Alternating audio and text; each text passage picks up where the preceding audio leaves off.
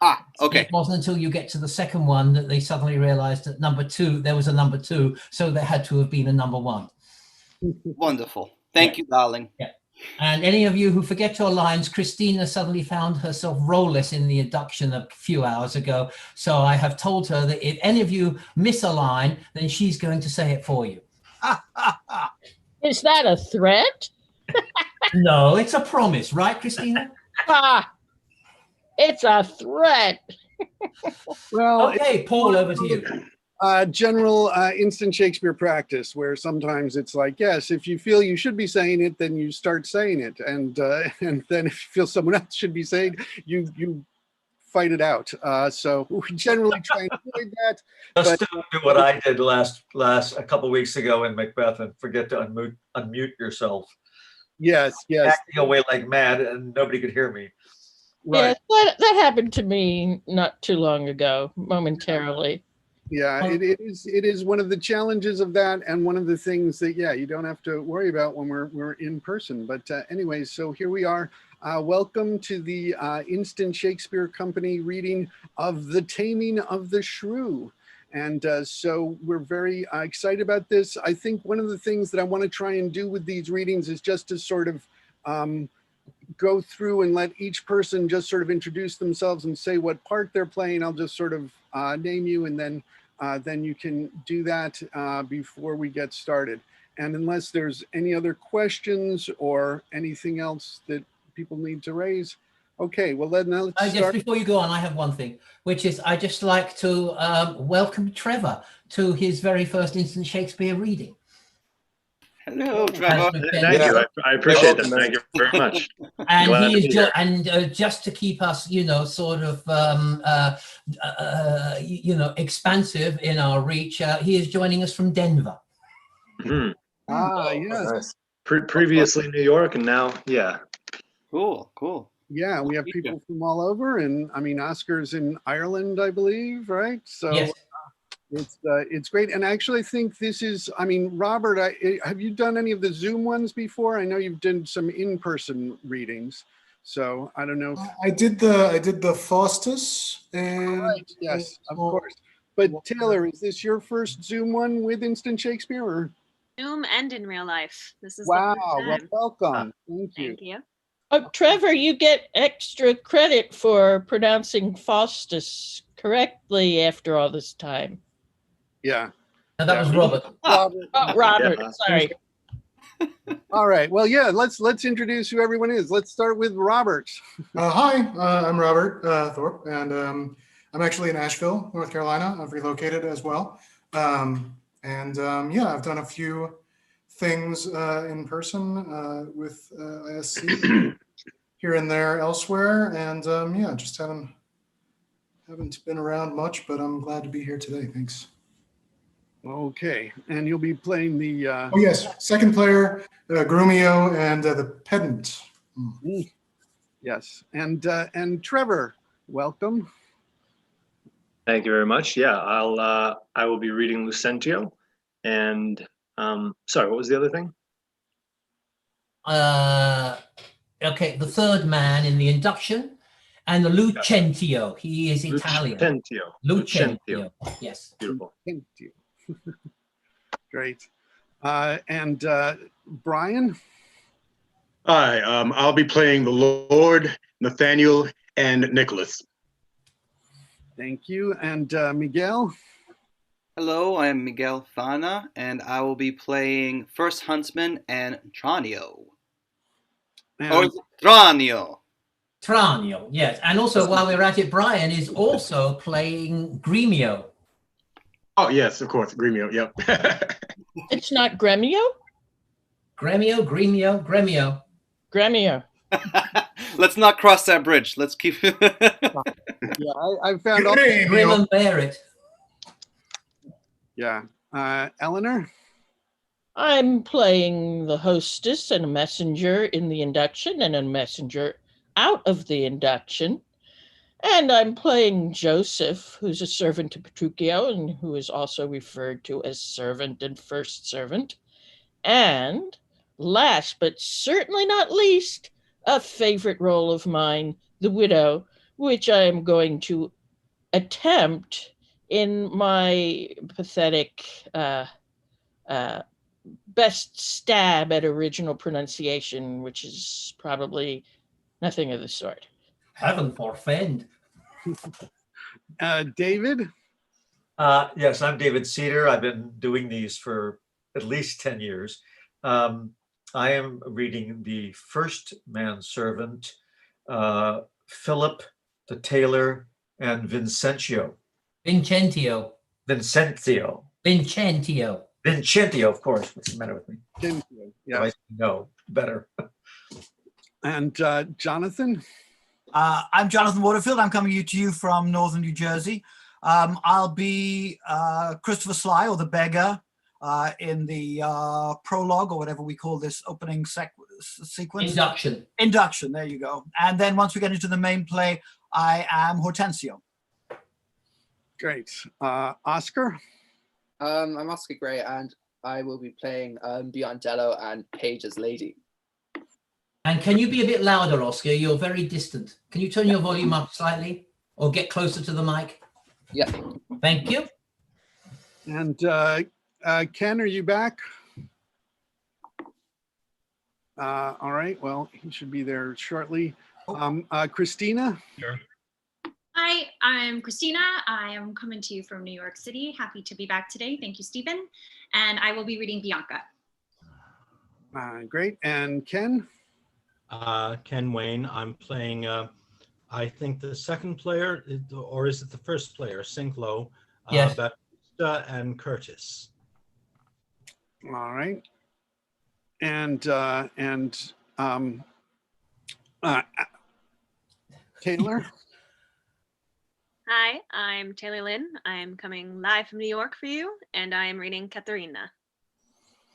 And Alex? I'm Alex Chilton. I'm also coming live from New York. It's Saturday night, and I'm reading Second Huntsman and Petruchio. All right. And is that everybody? I usually seem to forget someone. That's everybody. That's everyone. All right, then. So let's get on with the show. And I'll be reading the stage directions. My name's Paul Sugarman. Actus primus, scena prima. Enter beggar and hostess, Christofero Sly. I'll fees you in faith. A pair of stacks, you rogue. You're a baggage. The Slies are no rogues. Look at the chronicles. We came in with Richard Conqueror. Therefore, Paucus Palabris, let the word slide. Cessa. You will not pay for the glasses you have burst. No, not a denier. Go by St. Geronimy. Go to thy cold bed and warm thee. I know my remedy. I must go fetch the head borough. Third or fourth or fifth borough, I'll answer him by law. I'll not budge an inch, boy. Oh, let him come, and kindly. Falls asleep. Wind horns. Enter a lord from hunting with his train. Huntsman, I charge thee, tender well my hounds. Rock Merriman, the poor cur is embossed, and couple Clouder with the deep-mouthed Brock. Saw'st thou not, boy, how Silver made it good at the hedge corner in the coldest fault? I would not loose the dog for 20 pound. Why, Bellman is as good as he, my lord. He cried upon it at the merest loss, and twice today picked out the dullest scent. Trust me, I take him for the better dog. Thou art a fool. If Echo were as fleet, I would esteem him worth a dozen such. But sup them well, and look unto them all. Tomorrow I intend to hunt again. I will, my lord. What's here? One dead? Or drunk? See doth he breathe? He breathes, my lord. Were he not warmed with ale, this were a bed, but could cold to sleep so soundly. Oh, monstrous beast! How like a swine he lies! Grim death, how foul and loathsome is thine image! Sirs, I will practice on this drunken man.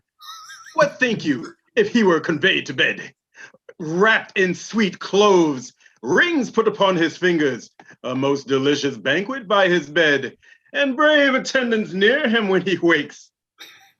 Would not the beggar then forget himself?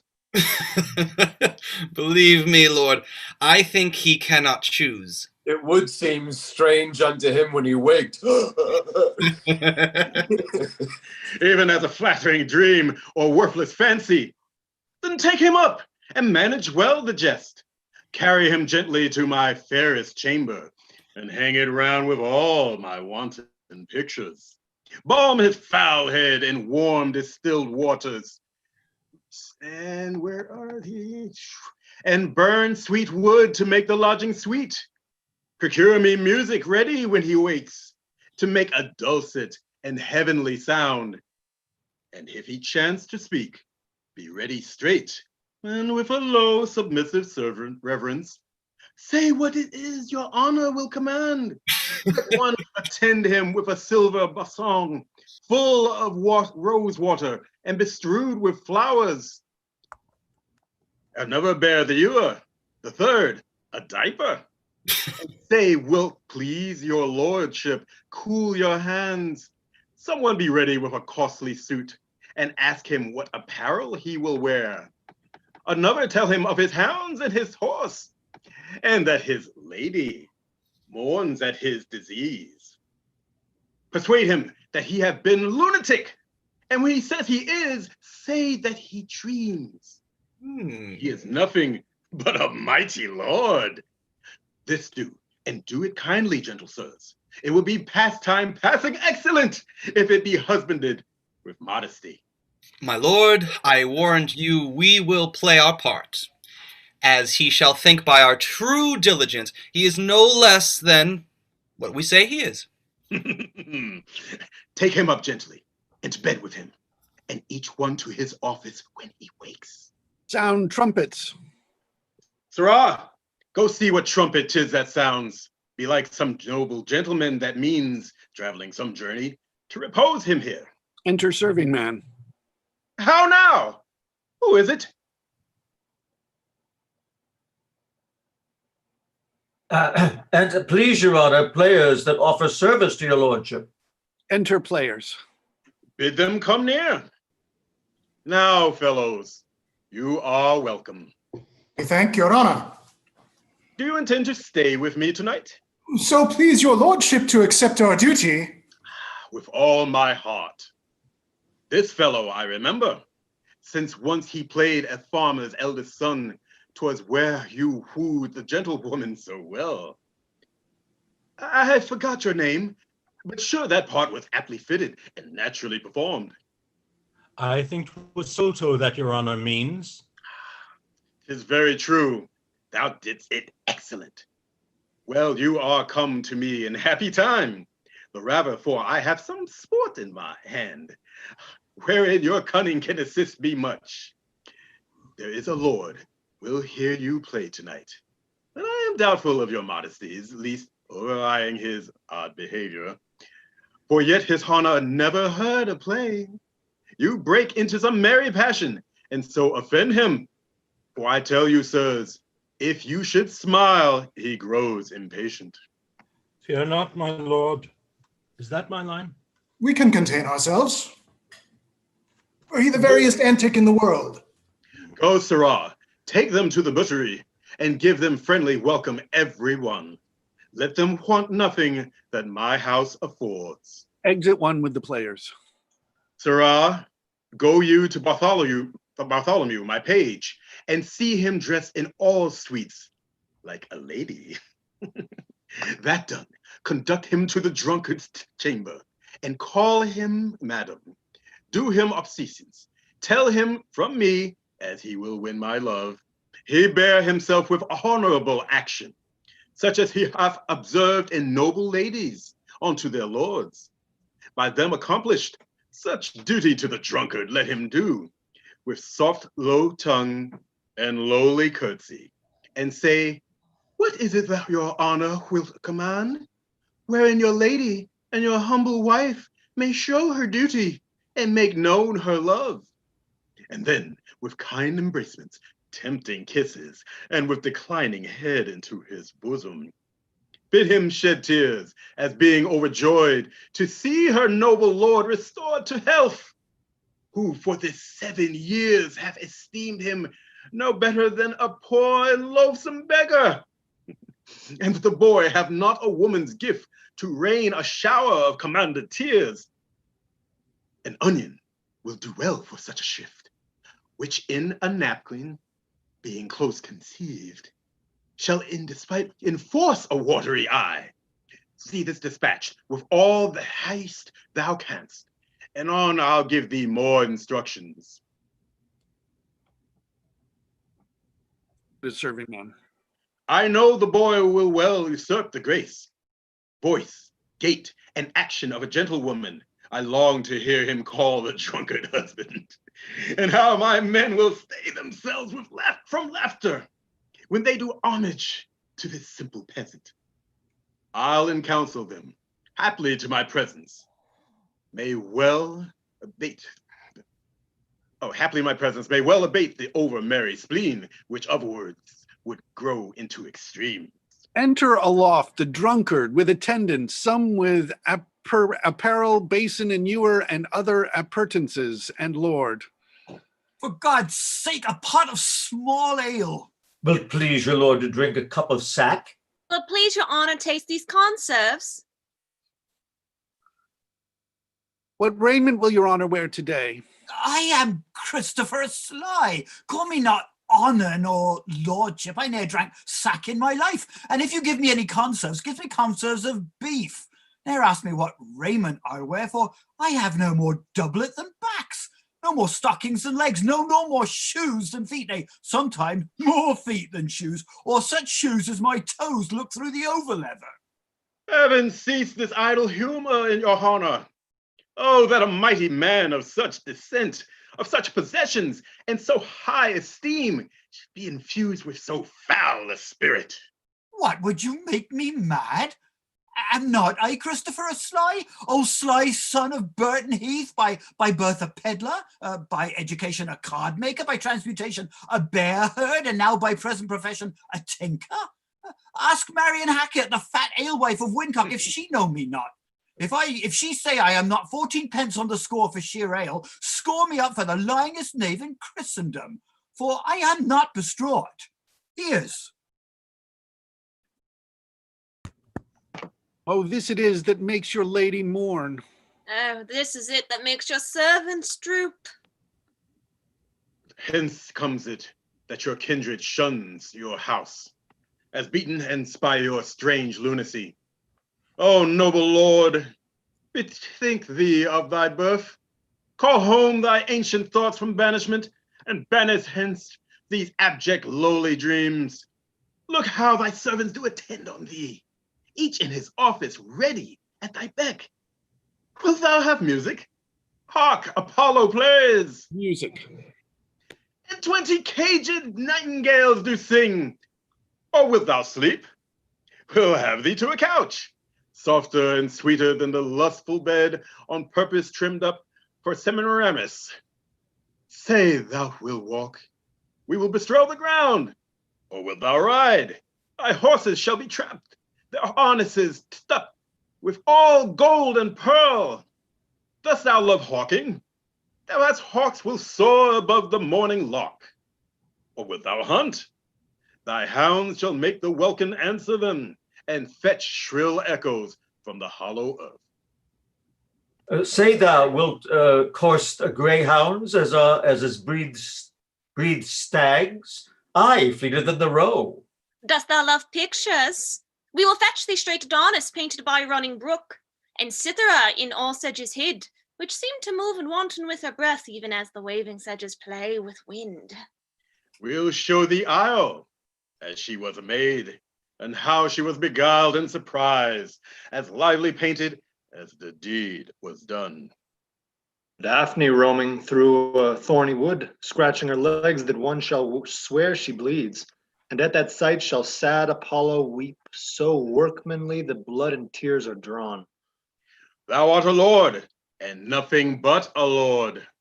Thou art a lady far more beautiful than any woman in this waning age. And till the tears that she hath shed for thee, like envious floods, o'errun her lovely face, she was the fairest creature in the world, and yet she is inferior to none.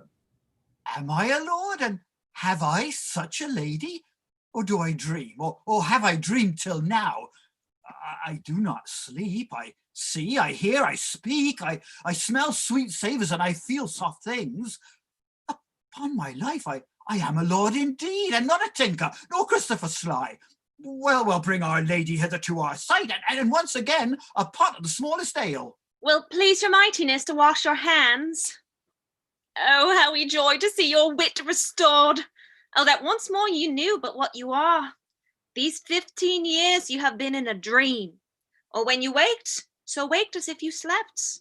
These 15 years? By my fay, a goodly nap, but did I never speak of all that time? Oh, yes, my lord, but very idle words. For though you lay here in this goodly chamber, yet would you say ye were beaten out of door, and rail upon the hostess of the house, and say you would present her at the leet, because she brought stone jugs and no sealed quarts. Sometimes you would call out for Cicely Hackett. I, the woman's maid of the house. Why, sir, you know no house, nor no such maid, nor no such men as you have reckoned up, as Stephen Sly, and old John Naps of Greece, and Peter Turf, and Henry Pimpernel, and 20 more such names and men as these, which never were, nor no men ever saw. Well, now, Lord be thanked for my good amends. Amen. Amen. I thank thee, thou shalt not lose by it. How fares my noble lord? Marry, I fare well, for here is cheer enough. Where is my wife? Here, noble lord. What is thy will with her? Are you my wife, and will not call me husband? My men should call me lord. I am your good man. My husband, my lord, my husband. I'm your wife in all obedience. Well, I know it well. What must I call her? Madam. Well, Alice, madam, or Joan, madam? Madam, and nothing else. So lords call ladies. Well, madam, wife, they say that I have dreamed and slept above some 15 year or more. Aye, and this time seems 30 unto me, being all this time, this time abandoned from your bed. Oh, 'tis much. Servants, leave me and her alone. Madam, undress you and come now to my bed. Thrice, noble lord, let me entreat of you to pardon me yet for another night or two, or if not so, until the sun be set, for your physicians have expressingly charged in peril to incur your former malady, that I should yet absent me from your bed. I hope this reason stands for my excuse. Aye, it stands so that I may hardly tarry so long, but I would be loath to fall into my dreams again. I will therefore tarry in despite of the flesh and the blood. Enter a messenger. Your honors, players, hearing of your amendment, are come to play a pleasant comedy. So your doctors hold it very meet, seeing too much sadness hath congealed your blood, and melancholy is the nurse of frenzy. Therefore they thought it good you hear a play, and frame your mind to mirth and merriment, which bars 1,000 harms and lengthens life. Marry, I will let them play. It is not a comedy, a Christmas gamble or a tumbling trick. No, my good lord, it is more pleasing stuff. What, household stuff? It is a kind of story. Well, we'll see it. Come, madam wife, sit by my side, and let the world slip. We shall ne'er be younger.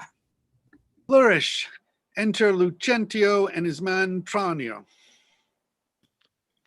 Tranio, since for the great desire I had to see fair Padua, nursery of the arts, I am arrived for fruitful Lombardy, pleasant garden of great Italy, and by my father's love and leave am armed with his good will and thy good company. My trusty servant, well approved in all, here let us breathe, and happily institute a course of learning and ingenious studies. Pisa renowned for grave citizens, gave me my being and my father first, a merchant of great traffic through the world. Vincentio's come of the Bentivolige. Vincentio's son brought up in Florence. It shall become to serve all hopes conceived, to deck his fortune with his virtuous deeds. And therefore, Tranio, for the time I study, virtue and that part of philosophy will I apply that treats of happiness, by virtue specially to be achieved. Tell me thy mind, for I have Pisa left, and am to Padua come, as he that leaves a shallow plash to plunge him in the deep, and with satiety seeks to quench his thirst. Me perdonato, gentle master mine. I am in all affected as yourself, glad that you thus continue your resolve to suck the sweets of sweet philosophy. Onely, good master, while we do admire this virtue and this moral discipline, let's be no stoics, nor no stocks, I pray, nor so devout to Aristotle checks as Ovid, be an outcast quite abjured. Balk logic with acquaintance that you have, and practice rhetoric in your common talk, music and poetry used to quicken you. The mathematics and the metaphysics fall to them as you find your stomach serves you. No profit grows where there is no pleasure ta'en. In brief, sir, study what you would most affect. Gramercy's Tranio, well dost thou advise. If Biondello thou wert come ashore, we could at once put us in readiness, and take a lodging fit to entertain such friends as time in Padua shall beget. But stay a while, what company is this? Master, some show to welcome us to town. Enter Baptista with his two daughters, Caterina and Bianca, Gremio a Pantalone, Hortensio, and sister to Bianco, Lucentio Tranio stand by. Gentlemen, importune me no further, for how I firmly am resolved you know, that is not to bestow my youngest daughter before I have a husband for the elder. If either of you both love Katharina, because I know you well and love you well, leave shall you have to court her at your pleasure. To court her, rather. She's too rough for me. There, Hortensio. Will you any wife? I pray you, sir, is it your will to make a stale of me amongst these mates? Mates, maid? How mean you that? No mates for you unless you are of gentler, milder mould. In faith, sir, you shall never need to fear. I wis it is not halfway to her heart. But if it were, doubt not her care should be to comb your noodle with a three-legged stool and paint your face and use you like a fool. From all such devils, God, Lord, deliver us. And me too, good Lord. Hushed, master. Here's some good pastime toward. That wench is stark mad, or wonderful forward. In the other's silence do I see maid's mild behavior and sobriety. Peace, Tranio.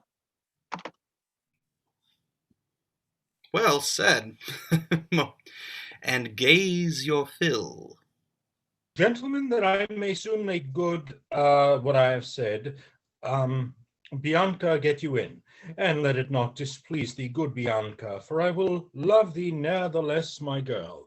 A pretty Pete, and his bet puts finger in the eye, and she knew why. Sister, content you in my discontent. Sir, to your pleasure humbly I subscribe. My books and instruments shall be my company, on them to look and practice by myself. Hark, Tranio, thou mayst hear Minerva speak. Signor Baptista, will you be so strange? Sorry am I that our goodwill affects Bianca's grief. Why will you mute her up, Signor Baptista, for this fiend of hell, and make her bear the penance of her tongue? Gentlemen, content ye, I am resolved. Go in, Bianca, and for I know she taketh most delight in music, instruments, and poetry, schoolmasters will I keep within my house fit to instruct her youth. If you, Hortensio, or Signor Gremio, you know any such, refer them hither. For to cunning men I will be very kind and liberal to mine own children in good bringing up. And so farewell. Katharina, you may stay. for I have more to commune with Bianca. Exit. Why, and I trust I may go too, may I not? What, shall I be appointed hours, as though belike I knew not what to take and what to leave? Exit. You may go to the devil's dam. Your gifts are so good here, none will hold you. Their love is not so great, Hortensio, but we may blow our nails together and fast it fairly out. Our cake's dough on both sides. Farewell. Yet for the love I bear my sweet Bianca, if I can by any means light on a fit man to teach her that wherein she delights, I will wish him to her father. So will I, Signor Gremio, but a word I pray. Though the nature of our quarrel yet never brooked Paul, know now upon advice it touches us both, that we may yet again have access to our fair mistress and be happy rivals in Bianca's love, to labor and effect one thing specially. What's that, I pray? Marry, sir, to get a husband for her sister. A husband? A devil? I say a husband. I say a devil. Thinks thou, Hortensio, though her father be very rich, any man is so very a fool to be married to hell? Hush, Gremio, though it pass your patience and mine to endure her loud alarums. Why, man, there be good fellows in the world, and a man could light on them, would take her with all faults and money enough. I cannot tell. I had as lief take her dowry with this condition: to be whipped at the high cross every morning. Faith, as you say, there's small choice in rotten apples, but come, since this bar-in-law makes us friends, it shall be so far forth friendly maintained, till by helping Baptista's eldest daughter to a husband, we set his youngest free for a husband, and then have it to her to fresh. Sweet Bianca, happy man be his dole. He that runs fastest gets the ring. How say you, Signor Gremio? I am agreed. And would I had given him the best horse in Padua to begin his wooing, that would thoroughly woo her, wed her, and bed her, and rid the house of her. Come on. Exeunt ambo, mane Tranio and Lucentio. I pray, sir, tell me, is it possible that love should of a Sodain take such hold? Oh, Tranio, till I found it to be true, I never thought it possible or likely. But see, while idly I stood looking on, I found the effect of love in idleness, and now in plainness do confess to thee that art to me as secret and as dear as Anna to the Queen of Carthage was. Tranio, I burn, I pine, I perish, Tranio, if I achieve not this young modest girl. Counsel me, Tranio, for I know thou canst. Assist me, Tranio, for I know thou wilt. Master, it is no time to chide you now. Affection is not rated from the heart. If love hath touched you, naught remains but so. Redime te captam quam quas minimo. Gramercy's lad, go forward. This contents, the rest will comfort, for thy counsel sound. Master, you looked so longingly on the maid. Perhaps you marked not what's the pith of all. Yes, I saw sweet beauty in her face, such as the daughter of Agenor had, that made great Jove to humble him to her hand, when with his knees he kissed the Cretan strand. Saw you no more? Marked you not how her sister began to scold and raise up such a storm that mortal ears might hardly endure the din? Tranio, I saw her corral lipsome to move, and with her breath she did perfume the air. Sacred and sweet was all I saw in her. Nay, then 'tis time to stir him from his trance. I pray, awake, sir. If you love the maid, bend thoughts and wits to achieve her. Thus it stands. Her elder sister is so cursed and shrewd that till the father rids his hands of her, master, your love must live a maid at home. And therefore has he closely moved her up, because she will not be annoyed with suitors. Ah, Tranio, what a cruel father's he. But art thou not advised he took some care to get her cunning schoolmasters to instruct her? Aye, marry am I, sir, And now 'tis plotted. I have it, Tranio. Master, for my hand, both our inventions meet and jump in one. Tell me thine first. You will be the schoolmaster and undertake the teaching of the maid. That's your device. It is. May it be done? Not possible. For who shall bear your part and be in Padua here Vincentio's son? Keep house and ply his book, welcome his friends, visit his countrymen, and banquet them? Basta. Content thee, for I have it full. We have not yet been seen in any house, nor can we be distinguished by our faces. For man or master, then it follows thus. Thou shalt be master, Tranio, in my stead. Keep house and port and servants, as I should. I will keep some other, be some Florentine, some Neapolitan, or meaner men of Pisa. 'Tis hatched, and shall be so. Tranio, at once uncase thee. Take my coolord, hat, and cloak. When Biondello comes, he waits on thee, but I will charm him first to keep his tongue. So had you need. In brief, sir, sith it your pleasure is, and I am tied to be obedient, for so your father charged me at our parting. Be serviceable to my son, quoth he, although I think 'twas in another sense. I am content to be Lucentio, because so well I love Lucentio. Tranio, be so, because Lucentio loves, and let me be a slave to achieve that maid, whose Sodane's sight hath thralled my wounded eye. Enter Biondello. Here comes the rogue. Sirrah, where have you been? Where have I been? Mayhem now. Where are you? Master, has my fellow Tranio stole your clothes, or you stolen his, or both? Pray, what's the news? Sirrah, come hither. 'Tis no time to jest, and therefore frame your manners to the time. Your fellow Tranio here to save my life puts my apparel and my countenance on, and I for my escape have put on his. For in a quarrel since I came ashore, I killed a man, and fear I was descried. Wait you on him, I charge you, as becomes, while I make my way from hence to save my life. You understand me? Aye, sir. Ne'er a whit. And not a jot of Tranio in your mouth. Tranio is changed into Lucentio. The better for him. Would I were so too? So could I, faith, boy, to have the next a wish after, that Lucentio indeed had Baptista's youngest daughter. But, sirrah, not for my sake, but your master's, I advise you use your manners discreetly in all kind of companies. When I am alone, why then, I am Tranio. But in all places else, your master, Lucentio. Tranio, let's go. One thing more rests that myself execute, to make one among these wooers. If thou ask me why, sufficeth my reasons are both good and weighty.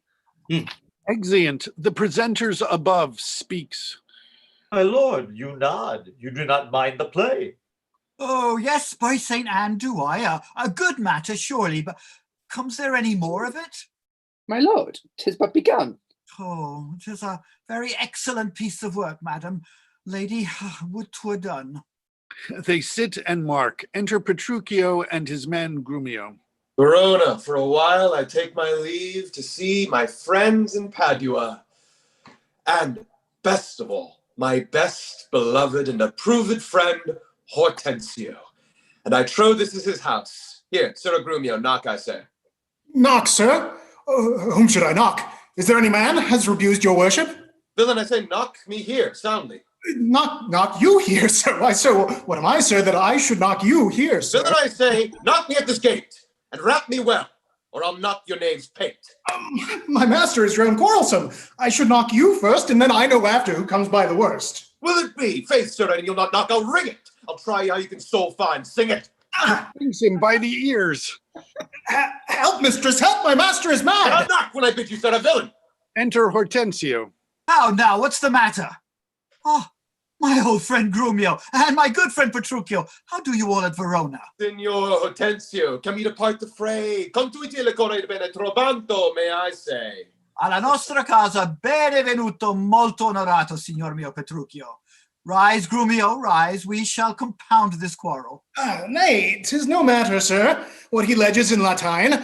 If this be not a lawful cause for me to leave his service, look you, sir, he bid me knock him and rap him soundly, sir. Well, was it fit for a servant to use his master so, being perhaps, for aught I see, 32, a peep out? Oh, would to God I had well knocked at first, then had not Grumio come by the worst. Senseless villain. Good Hortensio, I bade the rascal knock upon your gate, and could not get him from my heart to do it. Knock at the gate?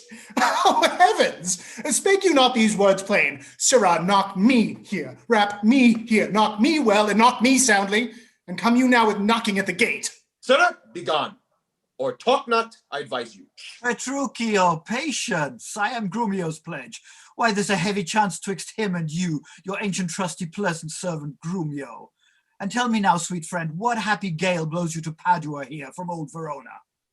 Such winds as scatters young men through the world to seek their fortunes farther than at home, where small experience grows but in few. Signor Hortensio, thus it stands with me. Antonio, my father, is deceased, and I have thrust myself into this maze happily to wive and thrive as best I may. Crowns in my purse I have, and goods at home, and so am come abroad to see the world. Petruchio, shall I then come roundly to thee, and wish thee to a shrewd, ill-favoured wife? Thou'dst thank me but a little for my counsel, and yet I'll promise thee she shall be rich, and very rich, but not too much, my friend, and I'll not wish thee to her. Signor Hortensio, twixt such friends as we, few words suffice, and therefore, if thou know one rich enough to be Petruchio's wife, as wealth is burden of my wooing debts, be she as foul as was Florentius' love, as old as Sibyl, and cursed and shroud as Socrates' Xantippe, or a worse, she moves me not, or not removes at least affection's edge in me. Were she as rough as are the swelling Adriatic seas, I come to wive it wealthily in Padua. If wealthily, then happily in Padua. Nay, look you, sir. He tells you flatly what his mind is. Oh, I give him gold enough and marry him to a puppet or an aglet baby or an old trot with ne'er a tooth in her head, though she have as many diseases as 52 horses. Why, nothing comes amiss, so money comes with all. Petruchio, since we are stepped thus far in, I will continue that I broached in jest. I can, Petruchio, help thee to a wife, with wealth enough, and young, and beauteous, brought up as best becomes a gentlewoman. Her only fault, and that is false enough, is that she is intolerably cursed, and shrewd, and forward. So beyond all measure, that were my state far worse than it is, I would not wed her for a mine of gold. Hortensio, peace, thou know'st not gold's effect. Tell me your father's name, and 'tis enough, for I will board her, though she chide as loud as thunder, when the clouds in autumn crack. Her father is Baptista Minola, an affable and courteous gentleman. Her name is Katharina Minola, renowned in Padua for her scolding tongue. I know her father, though I know not her, and he knew my deceased father well. I will not sleep, Hortensio, till I see her, and therefore let me be thus bold with you, to give you over at this first encounter, unless you will accompany me thither. I pray you, sir, let him go while the humor lasts. On my word, and she knew him as well as I do, she would think scolding would do little good upon him. She may perhaps call him 50 knaves or so, why that's nothing. And he begin once, he'll rail in his rope tricks. I'll tell you what, sir, when she stand him but a little, he will throw a figure in her face, and so disfigure her with it, that she shall have no more eyes to see withal than a cat. You know him not, sir. Tarry, Petruchio, I must go with thee, for in Baptista's keep my treasure is. He hath the jewel of my life in hold, his youngest daughter, beautiful Bianca, and her withholds from me. other more suitors to her and rivals in my love.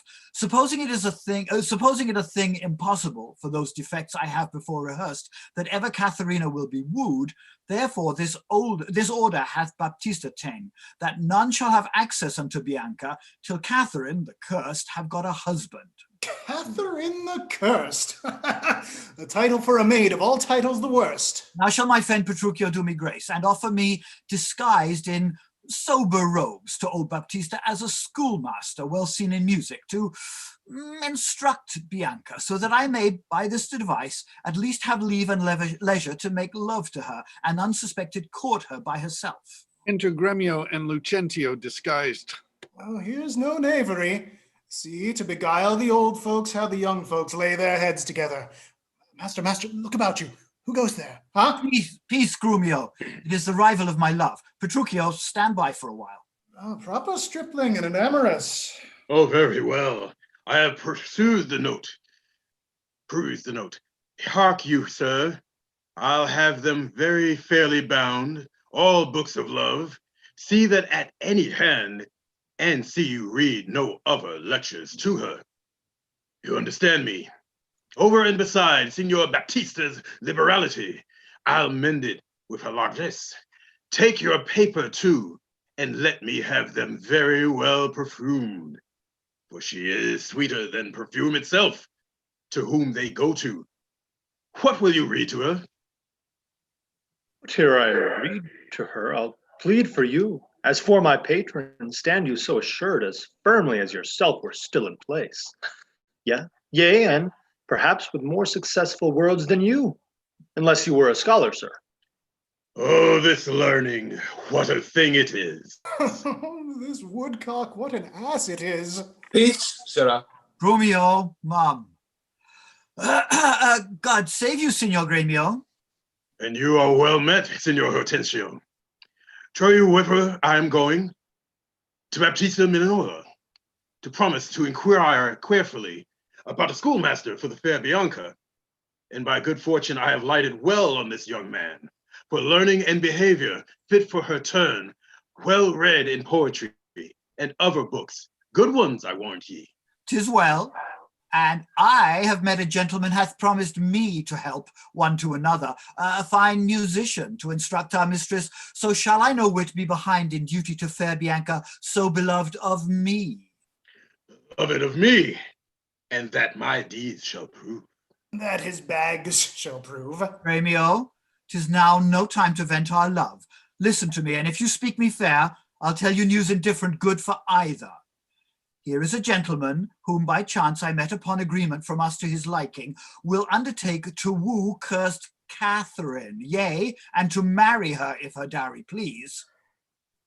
So said, so done. It's well. Hortensio, have you told him all her faults? I know she is an irksome, brawling scold. If that be all, masters, I see no harm. No, sayest me, so friend. What countryman? Born in Verona, old Butonio's son. My father is dead. My fortune lives in for me, and I do hope good days and long to see. Oh, sir, such a life with such a wife were strange. But if you have a stomach, to God's name, you shall have me assisting you in all. But will you woo this wildcat? Will I live? Will he woo her? Aye, or I'll hang her. Why came I hither but to that intent? Think you a little din can daunt mine ears? Have I not in my time heard lions roar? Have I not heard the sea, puffed up with winds, rage like an angry boar, chafed with sweat? Have I not heard great ordnance in the field, and heaven's artillery thunder in the skies? Have I not in a pitched battle heard loud larynx, neighing steeds and trumpets clang? And do you tell me of a woman's tongue? This gives not half so great a blow to hear as will a chestnut in a farmer's fire. Tush, tush, fear boys with bugs. For he fears none. Hortensio, hark.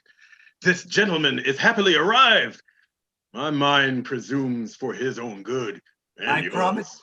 I promised we would be contributors and bear his charge of wooing whatsoever.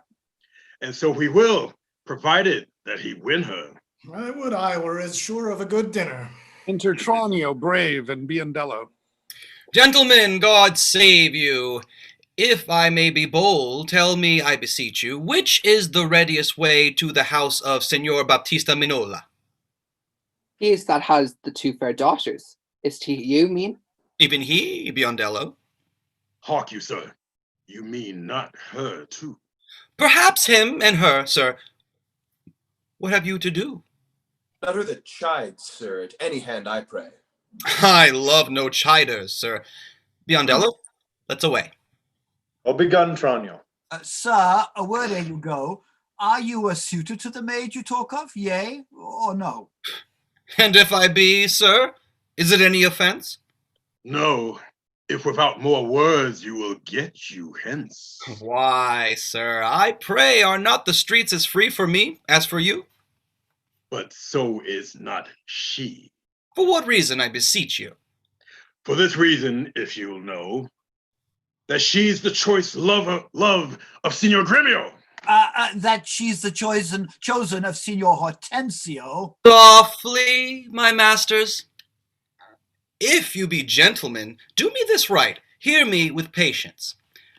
Baptista is a noble gentleman, to whom my father is not all unknown, and were his daughter fairer than she may more suitors have, and me, for one. Fair Leonida's daughter had 1,000 wooers, then well one more may fair Bianca have, and so she shall. Lucentio shall make one. Though Paris came, I hope to speed alone. What, this gentleman will out-talk us all? Sir, Give him head. I know he'll prove a jade. Hortensio, to what end are all these words? Sir, let me be so bold as to ask you, did you ever see Baptista's daughter? no, sir, but here I do that he hath two. The one, as famous for a scolding tongue, as the other for beauteous modesty. Sir, the first's for me. Let her go by. Yea, leave that labor to great Hercules, and let it be more than Alcides 12. Sir, understand you this of me in sooth. The youngest daughter whom you hearken for, her father keeps from all excessive suitors, and will not promise her to any man, until the elder sister first be wed. The younger then is free, and not before. If it be so, sir, that you are the man, must steed us all, and me amongst the rest. And if you break the ice, and do this achieve the elder, set the younger free. For our access, whose hap shall be to have her, will not so graceless be to be ingrate. Sir, you say well, and well do you conceive. And since you do profess to be a suitor, you must, as we do, gratify this gentleman to whom all we rest are generally beholding. Sir, I shall not be slack, in sign we're off. Please ye, we may contrive this afternoon, and quaff carouses to our mistress' health, and do as adversaries do in law. Strive mightily, but eat and drink as friends. Excellent motion. Fellows, let's be gone. Motion's good indeed, and be it so, Petruchio. I shall be your benvenuto. Exeunt. Enter Katharina, and Bianca. Good sister, wrong me not, nor wrong yourself. To make a bondmaid and a slave of me, that I disdain. But for these other goods, unbind my hands. I'll pull them off myself. Yea, all my raiment, to my petticoat, or what you will command me, will I do so well I know my duty to my elders. Of all thy suitors, here I charge, tell whom thou loves best. See thou dissemble not. Believe me, sister, of all the men alive, I never yet beheld that special face which I could fancy more than any other. Minion, thou liest. Is it not Hortensio? Well, if you affect him, sister, here I swear, I'll plead for you myself, but you shall have him. Oh, then belike you fancy riches more. You will have Gremio to keep you fair. Is it for him you do envy me so? Nay, Then you jest. Oh, and now I well perceive you have but jested with me all this while. I prithee, sister Kate, untie my hands. If that be jest, then all the rest was so. Strike her. Enter Baptista. Why, how now, dame, whence grows this insolence, Bianca? Stand aside, poor girl, she weeps. Go ply thy needle, meddle not with her. For shame, thou hilding of a devilish spirit, why dost thou wrong her that did ne'er wrong thee? When did she cross thee with a bitter word? Her silence flouts me, and I'll be revenged. What? What? In my sight, Bianca, get thee in. Exit. What will you not suffer me? Nay, now I see, she is your treasure. She must have a husband. I must dance barefoot on her wedding day, and for your love to her, lead apes in hell. Talk not to me. I will go sit and weep till I can find occasion of revenge. Was ever gentleman thus grieved as I? But who comes here? Enter Gremio Lucentio in the habit of a mean man, Petruchio with Tranio with his boy bearing a lute and books. Good morrow, neighbor Batista. A good morrow, neighbor Gremio. God save you, gentlemen. And you, good sir, pray, have you not a daughter called Caterina, fair and virtuous? I have a daughter, sir, called Katharina. You are too blunt. Go to it orderly. You wrong me, Signor Gremio, give me leave. I am a gentleman of Verona, sir, that hearing of her beauty and her wit, her affability and bashful modesty, her wondrous qualities and mild behavior, am bold to show myself a forward guest within your house, to make mine eye the witness of that report which I so oft have heard. And for an entrance to my entertainment, I do present to you this man of mine, cunning in music and the mathematics, to instruct her fully in those sciences, whereof I know she is not ignorant. Accept of him, or else you do me wrong. His name is Litio, born in Mantua. You're welcome, sir, and he for your good sake, but for my daughter Catherine, this I know.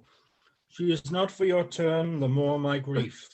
I see you do not mean to part with her, or else you like not my company. Mistake me not, I speak but as I find. When saw you, sir? What may I call your name? Petruchio is my name, Antonio's son, Oh. a man well known throughout all Italy. I know him well. You are welcome for his sake. Saving your tale, Petruchio, I pray let us that our poor petitioners speak to. Because you are marvelous forward. Oh, pardon me, Signor Gremio, I would fain be doing. I doubt it not, sir, but you will curse your wooing neighbors. This is a gift very grateful, I am sure of it, to express the like kindness of myself that I've been more kindly beholding to you than any. Freely give unto this young scholar that hath been long studying at Reims, as cunning in Greek, Latin, and other languages, as the other in music and mathematics. His name is Cambio. Pray accept his service. 1,000 thanks, Signor Gremio. Welcome, good Cambio. But gentle sir, methinks you walk like a stranger. May I be so bold to know the cause of your coming? Pardon me, sir. The boldness is mine own, that being a stranger in this city here, do make myself a suitor to your daughter, unto Bianca, fair and virtuous. Nor is your firm resolve unknown to me, in the preferment of the eldest sister. This liberty is all I request, that upon knowledge of my parentage I may have welcomed, amongst the rest that woo, a free access and favor as the rest. And toward the education of your daughters, I here bestow a simple instrument, and this small packet of green and Latin books.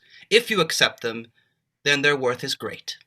Lucentio is your name, of whence, I pray? Of Pisa, sir, son to Vincenzio. A mighty man of Pisa. By report I know him well. You are very welcome, sir.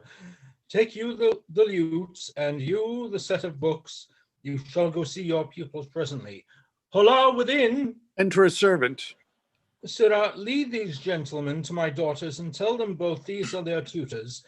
Bid them use them well. We will go walk a little in the orchard and then to dinner.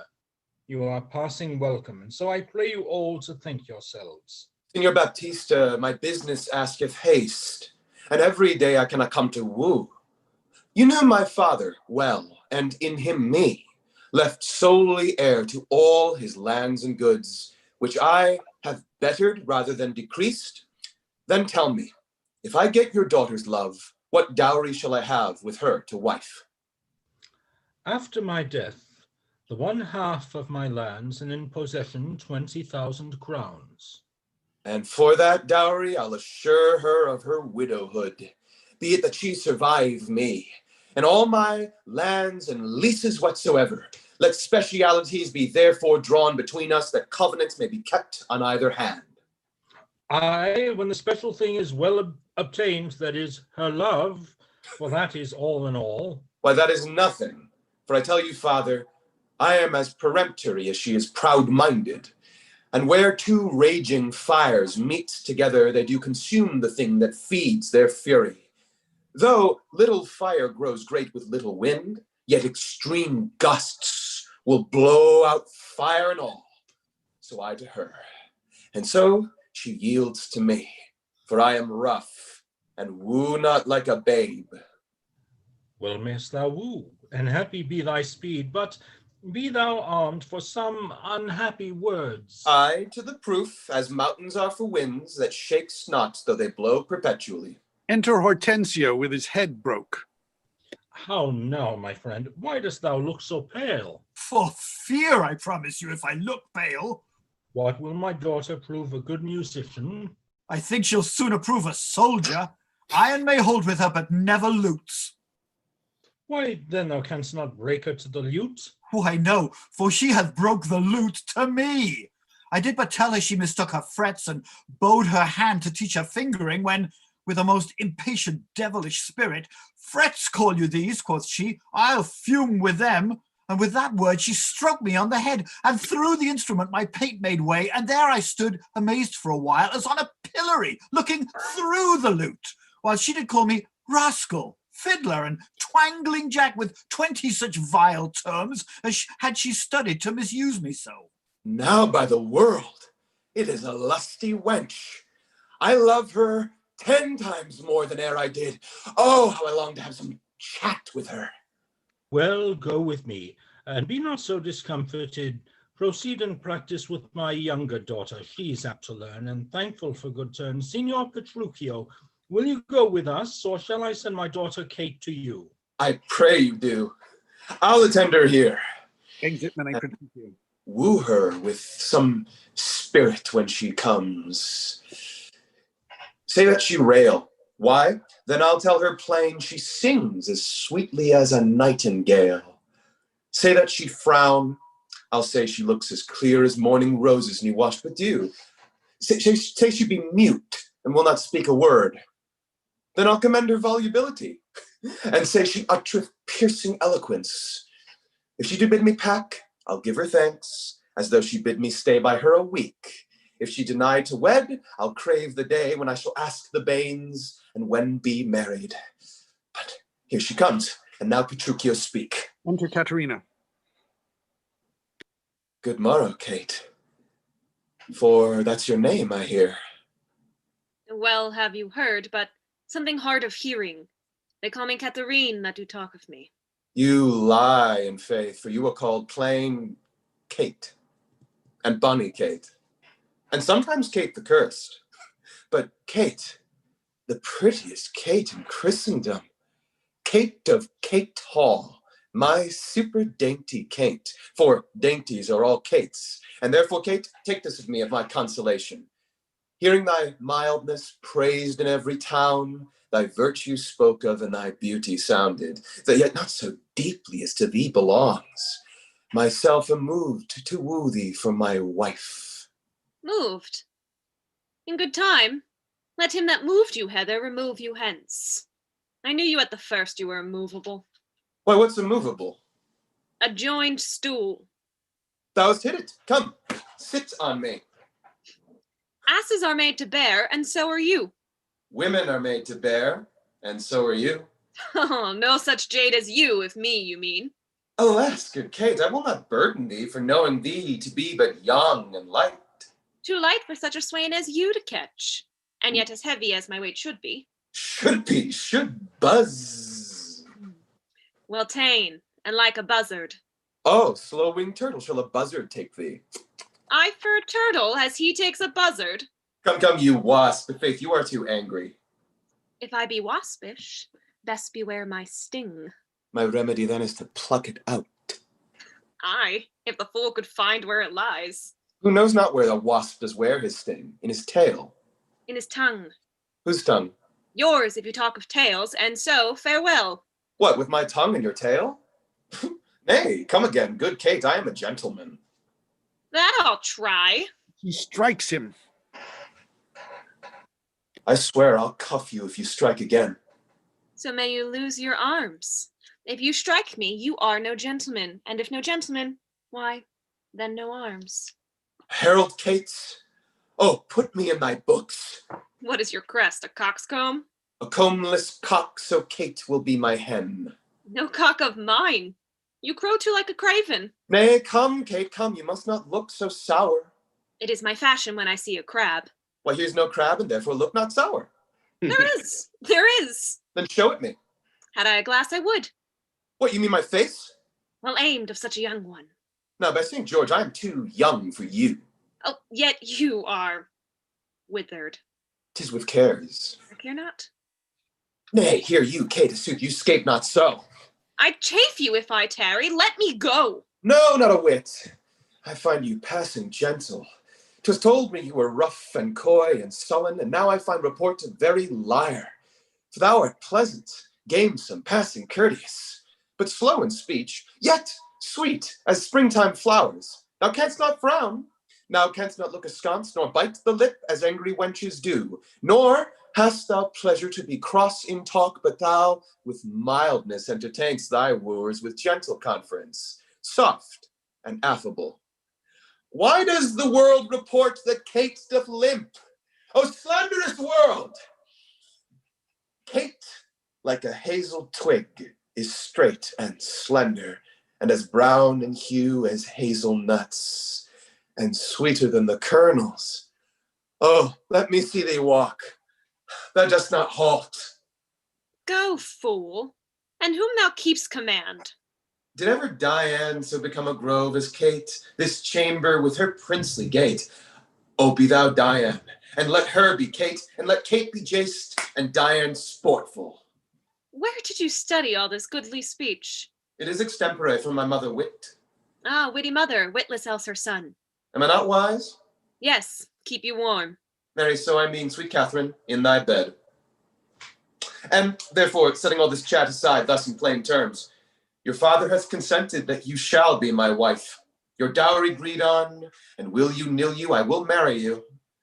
Now, Kate, I am a husband for your turn, for by this light whereby I see thy beauty that doth make me like thee well, thou must be married to no man but me. Enter Baptista Granio. For I am he born to tame you, Kate, and bring you from a wild Kate to a Kate conformable as other household Kates. Here comes your father. Never make denial. I must and will have Catherine to my wife. Now, Signor Petruchio, how speed you with my daughter? How but well, sir? How but well? It were impossible I should speed amiss. Why, how now, daughter Catherine, in your dumps? Call you me daughter? Now I promise, you have shewed a tender fatherly regard to wish me wed to one half lunatic, a madcap ruffian, and a swearing jack, that thinkest with oaths to face the matter out. Father, 'tis thus. Yourself and all the world that talked of her have talked amiss of her. If she be cursed, it is for policy, for she's not froward, but as modest as the dove. She is not hot, but temperate as the morn.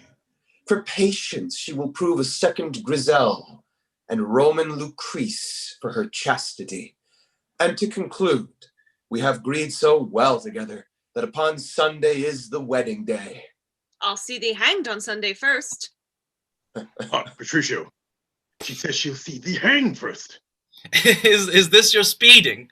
Nay, the good knight all part. Be patient, gentlemen. I choose her for myself. If she and I be pleased, what's that to you? 'Tis bargain twixt us twain being alone, that she shall still be cursed in company. I tell you, 'tis incredible to believe how much she loves me. Oh, kindest Kate, she hung about my neck, and kiss on kiss, she vied so fast, protesting oath on oath, that in the twinkle she won me to her love. Oh, you are novices. 'Tis a world to see how tame when men and women are alone. A meacock wretch can make the cursedest shrew. Give me thy hand, Kate. I will unto Venice to buy apparel 'gainst the wedding day. Provide the feast, father, and bid the guests. I will be sure my Catherine shall be fine.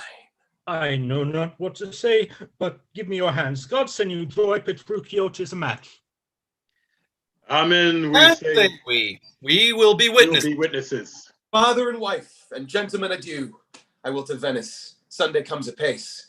We will have rings and things in fine array. And kiss me, Kate. We will be married a Sunday. Exit Petruchio and Catherine. Was ever match clapped up so sodainly? Faith, gentlemen, now I play a merchant's part, and venture madly on a desperate mart. 'Twas a commodity lay fretting by you. 'Twill bring you gain, or perish on the seas. The gain I seek is quiet in the match. No doubt, but he hath got a quiet catch. But now, Baptista, to your younger daughter, now is the day we have looked for, long looked for. I am your neighbor, and with suitor first. And I am one that love Bianca more than words can witness, or your thoughts can guess. Youngling, thou canst not love so dear as I. Grey beard thy love doth freeze. But thine doth fry. Skipper, stand back. 'Tis age that nourisheth. But youth in lady's eye that flourisheth. Content you, gentlemen, I'll compound this strife. 'Tis deeds must win the prize, and he of both that can assure my daughter greatest dower shall have Bianca's love. Say, Signor Gremio, what can you assure her?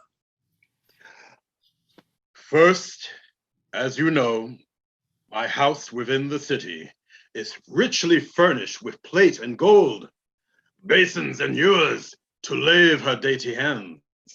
My hangings all of Tyrian tapestry. In ivory coffers I have stuffed my crowns. In cypress chests my arras counterpoints. Costly apparel, tents, and canopies. Fine linen, Turkey cushions bossed with pearl. Varans of Venice gold in needlework. Pewter and brass, and all things that belongs to house or housekeeping. Then at my farm, I have at 100 milk kine to the pail. 60 fat oxen standing in my stalls, and all things answerable to this portion. Myself am stroke in years, I must confess. And if I die tomorrow, this is hers. If whilst I live, she will be only mine. That only came well in. Sir, list me. I am my father's heir and only son.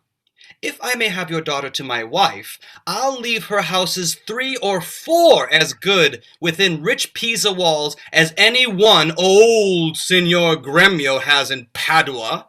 Besides, 2,000 ducats by the year of fruitful land, all which shall be her jointer. What? Have I pinched you, Signor Gremio? 2,000 ducats by the year of land. Mm-hmm. My land amounts not to so much in all that she shall have. Besides, an argosy that now is lying in Marcellus Road. What? Have I choked you with an argosy? Gremio, 'tis known my father hath no less than 3 great argosies, besides 2 galleasses and 12 tight galleys. These I will assure her, and twice as much what thou offerest next. Nay, I have offered all. I have no more. And she can have no more than all I have. If you like me, she shall have me and mine. Why then the maid is mine from all the world by your firm promise. Gremio is outvied. I must confess, your offer is the best, and let your father make her the assurance she is your own. Else you must pardon me, if you should die before him, where's her dower? That's but a civil.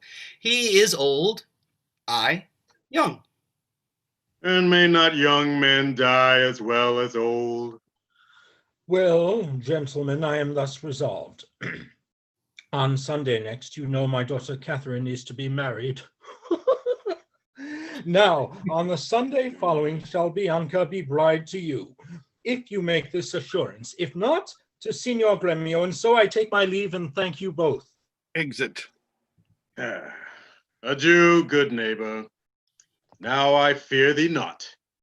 Sirrah, young gamester, your father were a fool to give thee all, and in his waning age set foot under thy table. Tut, a toy! An old Italian fox is not so kind, my boy. A vengeance on your crafty withered hide. Yet I have faced it with a cardon of 10. 'Tis in my head to do my master good. I see no reason but supposed Lucentio must get a father, called supposed Vicencio, and that's a wonder. Fathers commonly do get their children, but in this case of wooing, a child shall get a sire, if I fail not of my cunning. Exit. Actus tertia. Enter Lucentio, Hortensio, and Bianca. Fiddler, forbear, you grow too forward, sir. Have you so soon forgot the entertainment her sister Catherine welcomed you withal? But wrangling pedant. Sorry, something. But wrangling pedant, this is the patroness of heavenly harmony. Then give me leave to have prerogative, and when in music we have spent an hour, your lecture shall have leisure for as much. Preposterous ass that have never read so far. To know the cause why music was ordained. Was it not to refresh the mind of man after his studies or his usual pain? Then give me leave to read philosophy, and while I pause, serve in your harmony. Sirrah, I will not bear these braves of thine. Why, gentlemen, you do me double wrong. To strive for that which resteth in my choice. I am no preaching scholar in the schools. I'll not be tied to hours nor appointed times, but learn my lessons as I please myself. And to cut off all strife, here sit we down, take you your instrument, play you the whiles, his lecture will be done ere you have tuned. You'll leave his lecture when I am in tune? That will never tune your instrument. Where left we last? Here, madame. Hic ibit simua, hic ist siheria. Tellus, hic steriat, priami regia celsa senis. Conster then. Hicibat. As I told you before, simua, I am Lucentio. Hic est, son unto Vincentio de Pisa. Sieria, tellus, disguised thus to get your love. Hic stediat, and that Lucentio comes, that comes a wooing Priami is my man Tranio, regia, bearing my port, celsa senis, that we might beguile the old pantaloon. Madam, my instrument's in tune. Let's hear. Oh, fie, the treble jars. Spit in the hole, man, and tune again. Now, let me see if I can conster it. Hic ibat simoes, I know you not. Hic est sigeria tellus, I trust you not. Hic sterat priami, take heed, he hear us not. Regia, presume not, celsa senis, Despair not. Madam, 'tis now in tune. Oh, but the bass. The bass is right, 'tis the bass knave that jars. How fiery and forward our pedant is. Now for my life the knave doth court my love. Pedescule, I'll watch you better yet. In time, I may believe, yet I mistrust. Mistrust it not, for sure. Achilles was Ajax called so from his grandfather. I must believe my master, else I promise you, I should be arguing still upon the doubt, but let it rest. Now, Litio, to you, good master, take it not unkindly, pray, that I have been thus pleasant with you both. You may go walk and leave me a while. My lessons make no music in 3 parts. Are you so formal, sir? Well, I must wait and watch withal, for but I be deceived, our fine musician groweth amorous. Madam, before you touch the instrument to learn the order of my fingering, I must begin with rudiments of art, to teach you gammoth in a briefer sort, more pleasant, pithy, and effectual than has been taught by any of my trade, and there it is in writing, fairly drawn. Why, I am past my gammoth long ago. Yet read the gammoth of Hortensio. Gammoth I am, the grand of all accord. A, Ray, to plead Hortensio's passion. B, me, Bianca, take him for thy lord. C, Faut, that loves with all affection. D, Sol Ray, 1 cliff, 2 notes have I. E, L'ami, show pity or I die. Call you this gammoth? I like it not.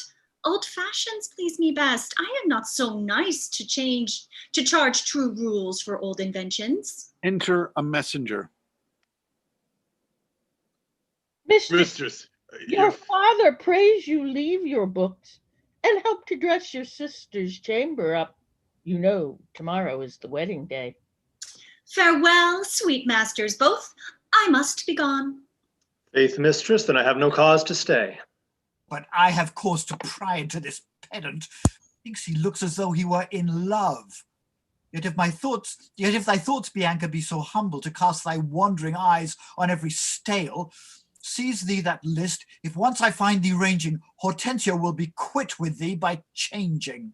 Exit. Enter Baptista, Gremio, Tranio, Catherine, Bianca, and others attendants. Signor Lucentio, this is the appointed day that Catherine and Petruchio should be married, and yet we hear not of our son-in-law. What will be said? What mockery will it be to want the bridegroom when the priest attends to speak the ceremonial rites of marriage? What says Lucentio to the shame of ours? No shame but mine. I must forsooth be forced to give my hand, opposed against my heart, unto a mad-brained rudesby, full of spleen, who wooed in haste, and means to wed at leisure. I told you, he was a frantic fool, hiding his bitter jest and blunt behavior, and to be noted for a merry man. He'll woo 1,000, point the day of marriage, make friends, invite, and proclaim the banes, yet never means to wed where he hath wooed. Now must the world point at poor Catherine, and say, lo, there is mad Petruchio's wife. If it would please him, come and marry her. Patience, good Catherine, and Baptista too. Upon my life, Petruchio means but well, whatever fortune says of him from his word. Though he be blunt, I know him passing wise. Though he be merry, yet withal he's honest. Would Catherine had never seen him, though. Go, girl, I cannot blame thee now to weep, for such an injury would vex a very saint, much more a shrew of thy impatient humour. Enter Biondello. Master, news, and such news have you never heard of. Is it new and old too? How may that be? Why, is it not news to hear of Petruchio's coming? Is he come? Why, no, sir. What then? He is coming. When will he be here? When he stands where I am and sees you there. But say, what to thine old news? Why, Petruchio is coming, and in a new hat and old jerkin, a pair of old breeches twice turned, a pair of boots that have been candle cases, one buckled, another laced, an old rusty sword ta'en out of the town armory, and with a broken hilt and chapels, with 2 broken points.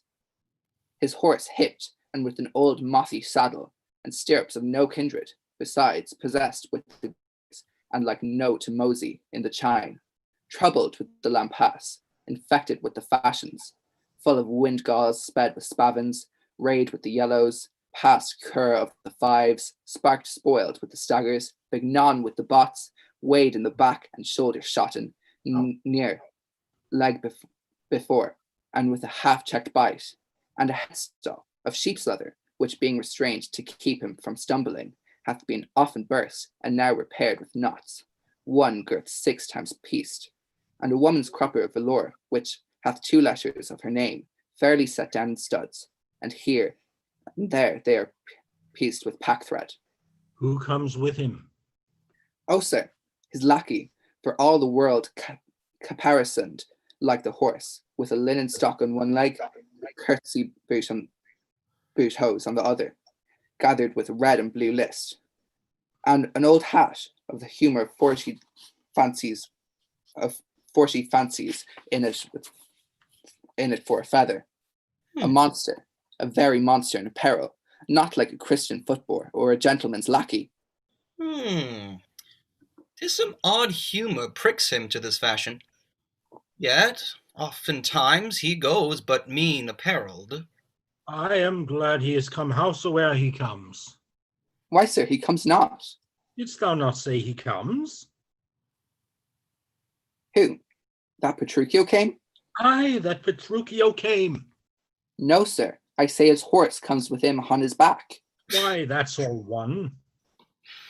Nay, by St. Jamie, I hold you a penny, a horse and a man is more than one, and not many. Enter Petruchio and Grumio. Come, where be these gallants? Who's at home? You are welcome, sir. And yet I come not well. Yet you hold not. Not so well apparelled as I wish you were. Were it better I should rush in thus? But where is Kate? Where is my lovely bride? How does my father? Gentles, methink you frown. And wherefore gaze this goodly company, as if they saw some wondrous monument, some comet or unusual prodigy? Why, sir, you know this is your wedding day. First were we sad, fearing you would not come. Now sadder that you come so unprovided. Fie, doff this habit. Shame to your estate and eyesore to our solemn festival. And tell us what occasion of import hath all so long detained you from your wife, and sent you hither so unlike yourself. Tedious it were to tell, and harsh to hear. Sufficeth I am come to keep my word, though in some part enforced to digress, which at more leisure I will so excuse, as you shall be well satisfied withal. But where is Kate? I stay too long from her. The morning wears, 'tis time we were at church. See not your bride in these unreverent robes. Go to my chamber, put on clothes of mine. Not I, believe me, I'll visit her. But thus I trust you will not marry her. Good sooth, even thus. Therefore I done with words. To me she's married, not unto my clothes. Could I repair what she will wear in me, as I can change these poor accoutrements, 'twere well with Kate, and better for myself. But what a fool am I to chat with you, when I should bid good morrow to my bride, and seal the title with a lovely kiss. He hath some meaning in his mad attire. He will persuade him, we will persuade him, be it possible, to put on better ere he go to church. I'll after him and see the event of this. Exit. But, sir, love concerneth us to add her father's liking, which to bring to pass as before imparted to your worship. I am glad to get a man, whate'er he be. It skills not much. We'll fit him to our turn, and he shall be Vincenzo of Pisa, and make assurance here in Padua of greater sums than I have promised. So shall you quietly enjoy your hope, and marry sweet Bianca with consent. Were it not that my fellow schoolmaster doth watch Bianca's steps so narrowly, 'twere good, methinks, to steal our marriage, which once performed, let all the world say no. I'll keep mine own, despite of all the world. That, by degrees, we mean to look into, and watch our vantage in this business. We'll overreach the grey-beard Gremio, the narrow-prying father Minola, the quaint musician amorous Licio, all for my master's sake, Lucentio. Inter Gremio. Signor Gremio! Came you from the church? As willingly as ere I came from school. And is the bride and bridegroom coming home? A bridegroom, you say you? 'Tis a groom indeed, a grumbling groom, and that the girl shall find. Curster than she, why, 'tis impossible. Why, he's a devil, a very fiend. Yeah, why, she's a devil, the devil's dam. Tut, she's a lamb, a dove, a fool to him. I'll tell you, Sir Lucentio, when the priest should ask if Catherine should be his wife, I, by Gog's wounds, quoth he, and swore so loud that all amazed the priest let fall the book. And as he stooped again to take it up, this mad-brained bridegroom took him such a cuff that down fell priest and book and priest. Now take them up, quoth he, if any list. Ooh. What said the wench when he rose again? Trembled and shook. But why, he stamped and swore as if the vicar meant to cozen him.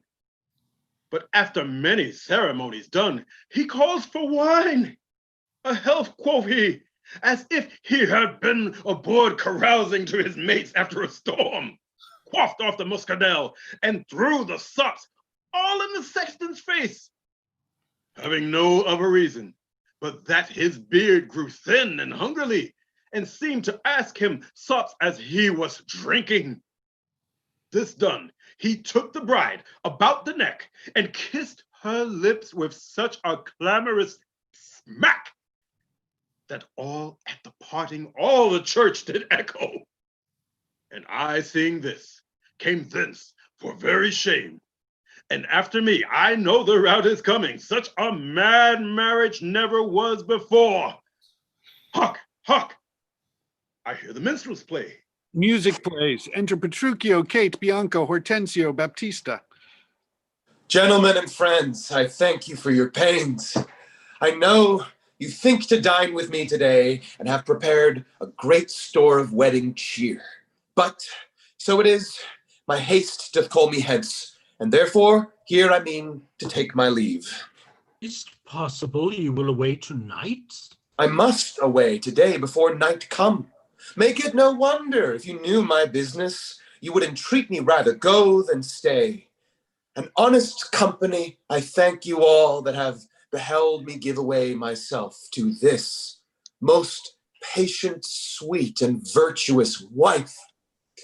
Dine with my father, drink a health to me, for I must hence, and farewell to you all. Let us entreat you stay till after dinner. It may not be. It cannot be. Let me entreat you. I am content. Are you content to stay? I am content. You shall entreat me stay. But yet not stay. Entreat me how you can. Now, if you love me, stay. Grumio, my horse. Aye, sir, they be ready. The oats have eaten the horses. Nay then, do what thou canst. I will not go today. Nope, nor tomorrow, nor till I please myself. The door is open, sir. There lies your way. You may be jogging whilst your boots are green. For me, I'll not be gone till I please myself. 'Tis like you'll prove a jolly surly groom that take it on you at the first so roundly. O Kate, prithee, content thee, prithee, be not angry. I will be angry. What hast thou to do? Father, be quiet, he shall stay at my leisure. I marry, sir, Now it begins to work. Gentlemen, forward to the bridal dinner. I see a woman may be made a fool if she had not a spirit to resist. They shall go forward, Kate, at thy command. Obey the bride, that you that attend on her. Go to the feast, revel and domineer. Carouse full measure to her maidenhead. Be mad and merry or go hang yourselves. But for my bonny Kate, she must with me. Nay, look not big, nor stamp, nor stare, nor fret. I will be master of what is mine own. She is my goods, my chattels, she is my house, my household stuff, my field, my barn, my horse, my ox, my ass, my anything. And here she stands. Touch her whoever dare. I'll bring mine action on the proudest he that stops my way in Padua.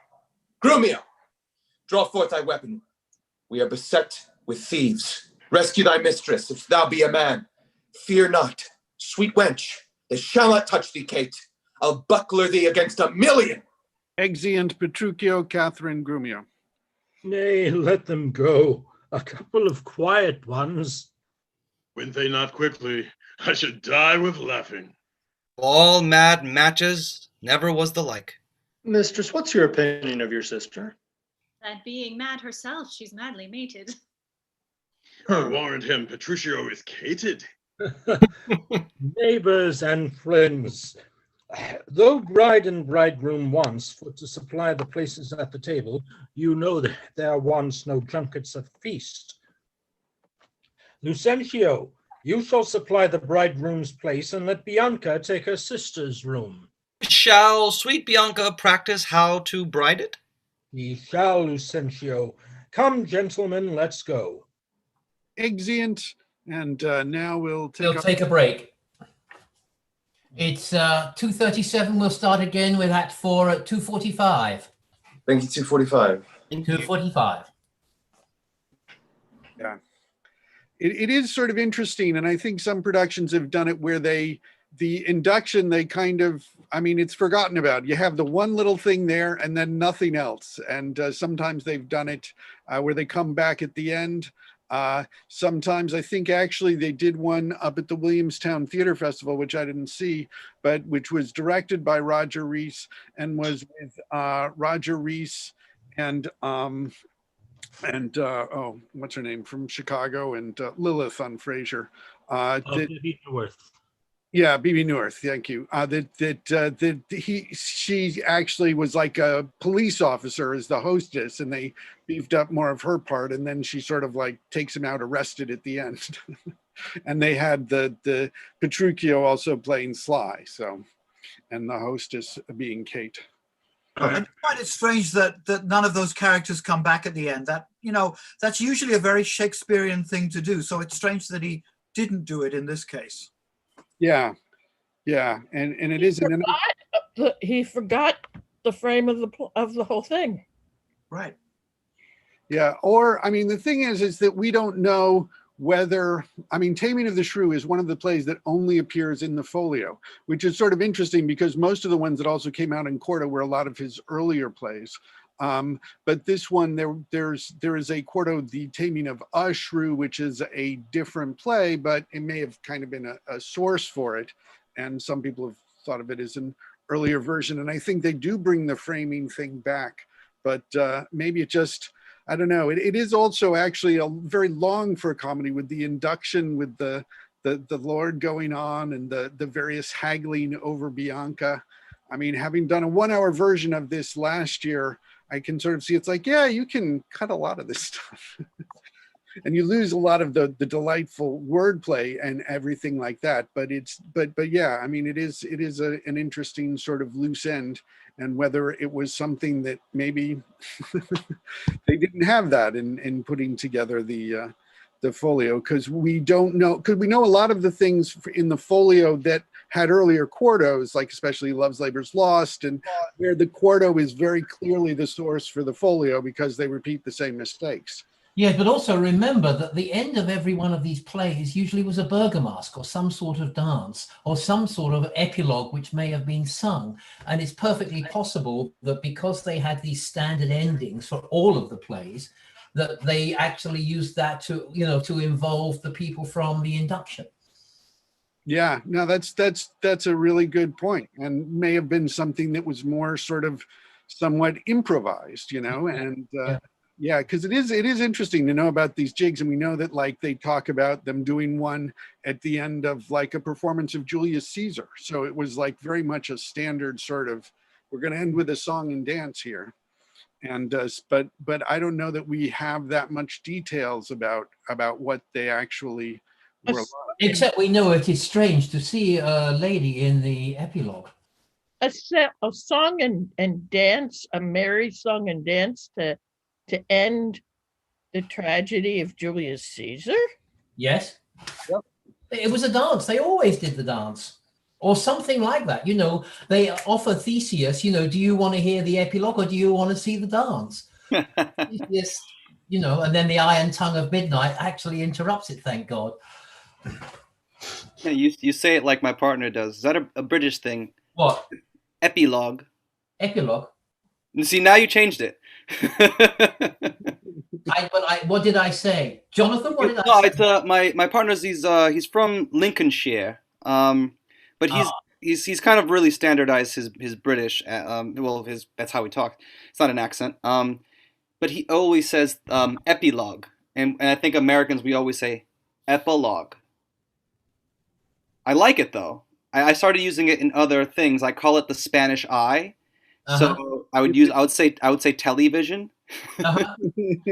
It makes a lot of things that are otherwise really dark and serious sound kind of funny. Like it's like, oh, he committed. Television is dark and serious. No, whichever way you pronounce it, it's an unaccented syllable which you are accenting. Yeah, and I find that fascinating how it changes the tone of a word when you accent it. Like for example, homicide. That's tragic. He committed suicide. It just it completely changes the feel of the word When just from that one inflection. When Yeah. you say homicide, it sounds like somebody's hummy. I would say that as a general rule, Brits tend to swallow syllables, so it's more likely to be epilogue rather than epilogue. You know, we do tend. That's why you get Buckingham rather than Buckingham, or Worcester rather than Worcester. It's just we do tend to swallow. Yeah, I growing up in New England, we have a lot of those like Gloucester, Worcester. Those words. The one that I found really fascinating, Leicester, does not look like Leicester. Yeah. Neither does Gloucester. Right. It looks like Gloucester, which I'm like, nope. Where are you from? I'm originally from Boston. Oh, really? So I lived there for several years. I was born in Buffalo, but my dad was transferred when I was, in my high school years. So we moved to Boston. Actually lived in Melrose. Melrose. I'm from Lynn, Mass. Ah, okay. Yeah. I used to live over in near Boston University, a bit closer to Brighton. I lived in Brighton for a year when I worked in Boston. Yeah, and I went to Boston University, so I know all that area pretty well. Yeah, I used to take that. We'll start in 1 minute, ladies and gents. 1 minute, thank you. We used to take that B line where there's like 3 stops at Boston University within like 20 feet of each other. Yeah. Yeah. Which is great if you go there, but for everybody else, it's like. We haven't got time to talk about it now, but what drives me crazy, the streets, for example, in Melrose, you've got Upham Street, which then meets Main Street and becomes, I forget the name of that. I can't remember the name of it right now. And then further out, it becomes Upham Street again. It's like, go figure that out. Oh my! Good luck with that. That's what happens when you build a city on top of a cow pasture. Yeah. Cool. Are we almost met, Stephen? We are not quite well met, but I think everybody should switch off and be ready to start Act 4, Scene 1. Will do. Thank you. Okay, let's go. Enter Grumio. Hi, on all tired jades and all mad masters and all foul ways. Was ever man so beaten? Was ever man so rayed, was ever man so weary? I am sent before to make a fire, and they are coming after to warm them. No, were not I a little pot and soon hot? My very lips might freeze to my teeth, my tongue to the roof of my mouth, my heart in my belly, ere I should come by a fire to thaw me. But I with blowing the fire shall warm myself, for considering the weather, a taller man than I will take cold. Holla! Oh, Curtis! Enter Curtis. Who is that calls so coldly? A piece of ice! If thou doubt it, thou mayst slide from my shoulder to my heel, with no greater a run but my head and my neck. A fire, good Curtis. Is my master and his wife coming, Grumio? Aye, Curtis, aye, and therefore fire, fire, cast on no water. Is she so hot a shrew as she's reported? She was, good Curtis, before this frost, but thou knowest winter tames man, woman, and beast. For it hath tamed my old master and my new mistress, and myself, fellow Curtis. Away, you 3-inch fool, I am no beast. Am I but 3 inches? Why, thy horn is a foot, and so long am I at the least. But wilt thou make a fire, or shall I complain on thee to our mistress, whose hand, she being now at hand, thou shalt soon feel, to thy cold comfort for being slow in thy hot office? I prithee, good Grumio, tell me how goes the world? A cold world, Curtis, in every office but thine, and therefore fire. Do thy duty, and have thy duty, for my master and mistress are almost frozen to death. There's fire ready, and therefore, good Grumio, the news? Hi, Jack, boy, oh boy, and as much news as wilt thou. Come, you are so full of coney catching. I therefore fire. Oh, for I have caught extreme cold. Where's the cook? Is supper ready, the house trimmed, rushes strewed, cobwebs swept, the serving men in their new fustian, the white stockings, and every officer his wedding garment on? Be the Jacks fair within, the Jills fair without, the carpets laid, and everything in order? All ready, and therefore I pray thee news. First, no, my horse is tired. My master and mistress fallen out. How? Out of their saddles, into the dirt, and thereby hangs a tale. Let's hatch, good Grumio. Lend thine ear. Here. There! Ah! This is to feel a tale, not to hear a tale. And therefore 'tis called a sensible tale, and this cuff was but to knock at your ear, and beseech listening. Now I begin. Imprimis, we came down a foul hill, my master riding behind my mistress. Both of one horse? What's that to thee? Why a horse? Tell thou the tale. But hadst thou not crossed me, thou shouldst have heard how her horse fell, and she under her horse. Thou shouldst have heard how in miry a place, how she was bemoiled, how he left her with the horse upon her, how he beat me because her horse stumbled, how she waded through the dirt to pluck him off me, how he swore, how she prayed that never prayed before, how I cried, how the horses ran away, how her bridle was burst, how I lost my crupper with many things of worthy memory, which now shall die in oblivion, and thou return unexperienced to thy grave. By this reckoning, he is more shrew than she. Aye, and that thou and the proudest of you all shall find when he comes home. But what talk I of this? Call forth Nathaniel, Joseph, Nicholas, Philip, Walter, Sugarsop, and the rest. Let their heads be slickly combed, their blue coats brushed, and their garters of an indifferent knit. Let them curtsy with their left legs, and not presume to touch a hair of my master's horsetail till they kiss their hands. Are they all ready? They are. Call them forth. Do you hear, ho? You must meet my master to countenance my mistress. She hath a face of her own. Who knows not that? Thou, it seems, that calls for company to countenance her. I call them forth to credit her. She comes to borrow nothing of them. Welcome home, Grumio. How now, Grumio? What, Grumio? Fellow Grumio. Now, hold that. How now, you, what, you, fellow, you, and thus much for greeting. Now, my spruce companions, is all ready and all things neat? All things is ready. How near is our master? In at hand, lighted by this, and therefore be not cock's passion. Silence, I hear my master. Where be these knaves? What, no man at the door to hold my stirrup nor take my horse? Where's Nathaniel, Gregory, Philip? Here, sir. Here, sir. Here, sir, here, sir, here, sir. Here, sir. You logger-headed and unpolished grooms? What?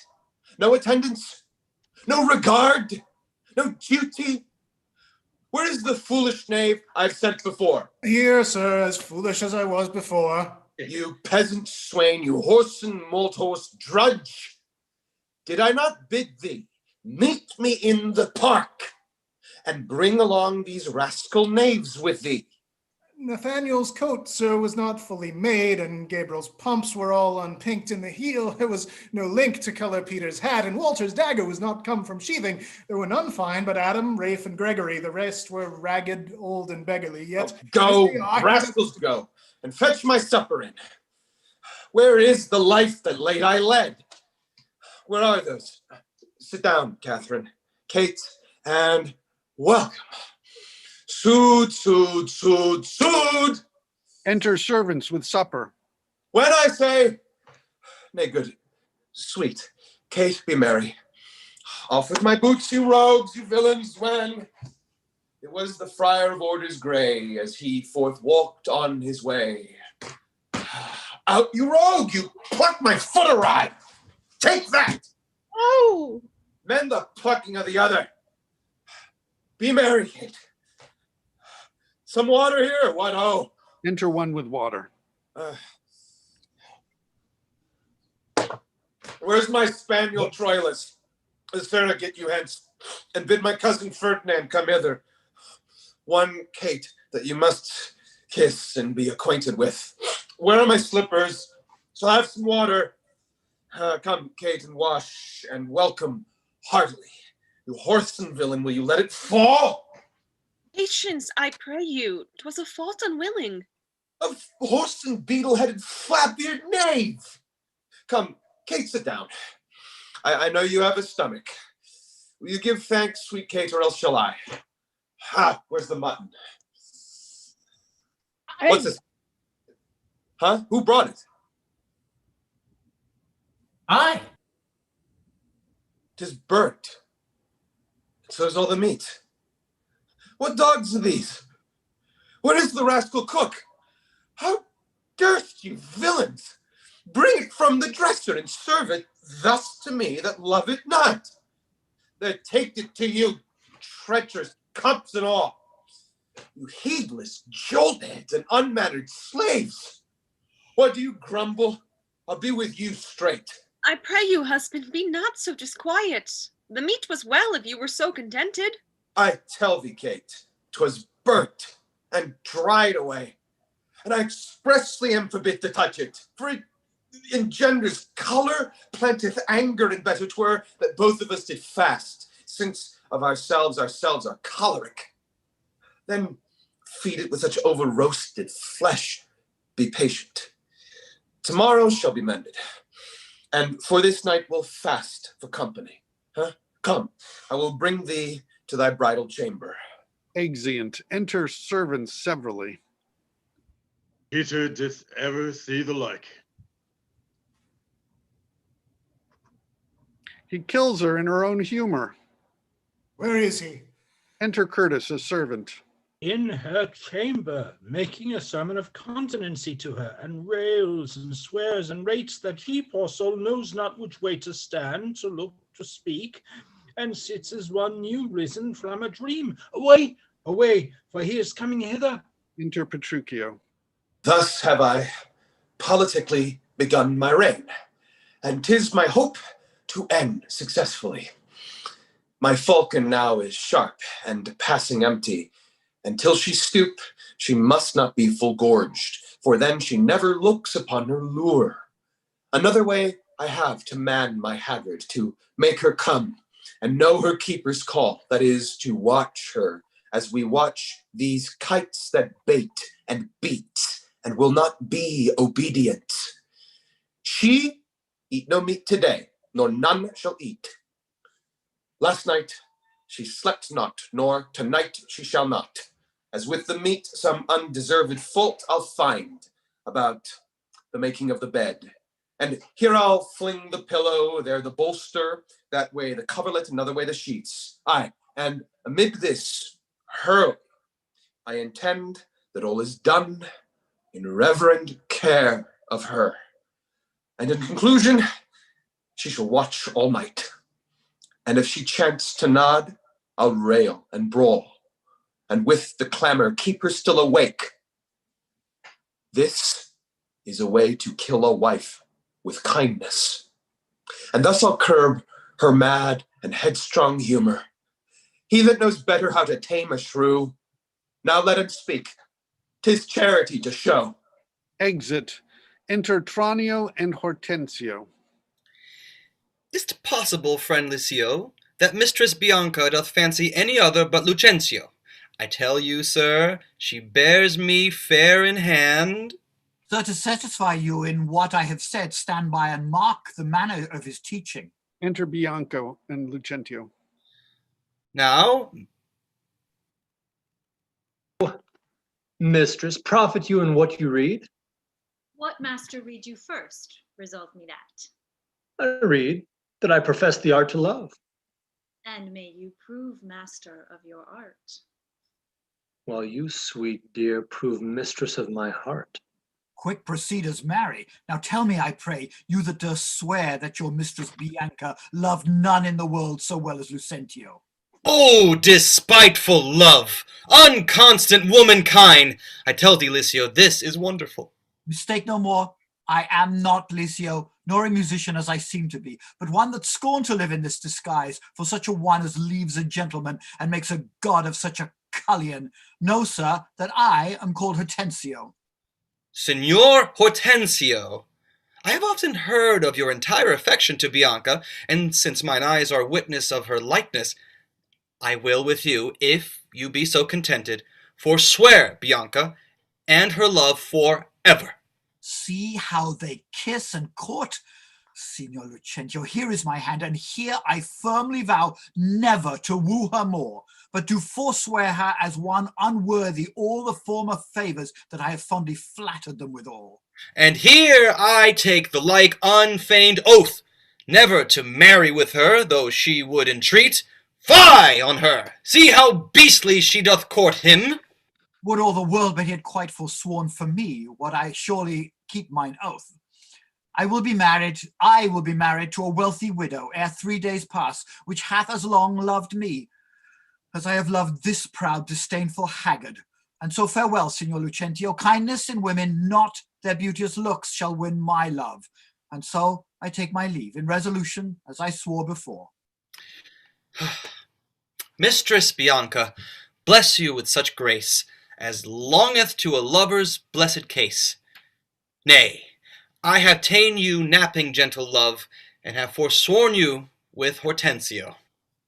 Tranio, you jest, but have you both forsworn me? Mistress, we have. And we are rid of Licio. I' faith, he'll have a lusty widow now. That shall be wooed and wedded in a day.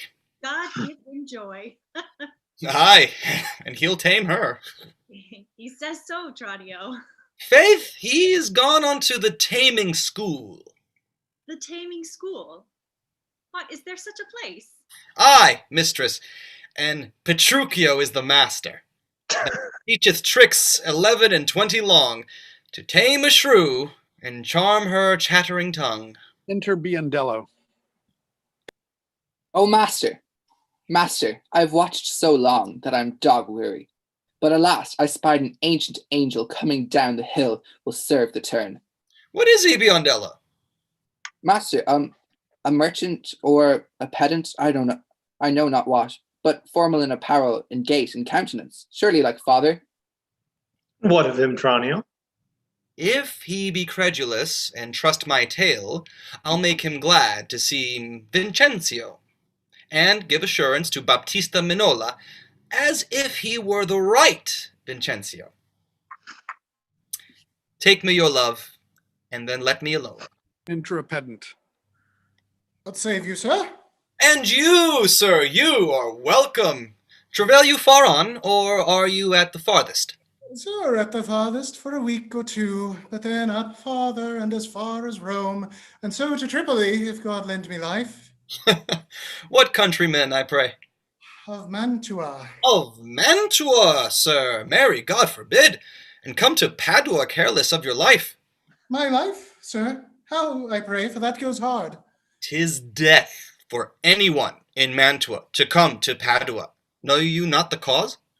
Your ships are stayed at Venice, and the Duke, for private quarrel twixt your Duke and him, hath published and proclaimed it openly.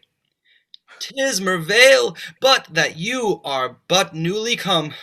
You might have heard it else proclaimed about. Alas, sir, it is worse for me than so, for I have bills for money by exchange from Florence, and must here deliver them.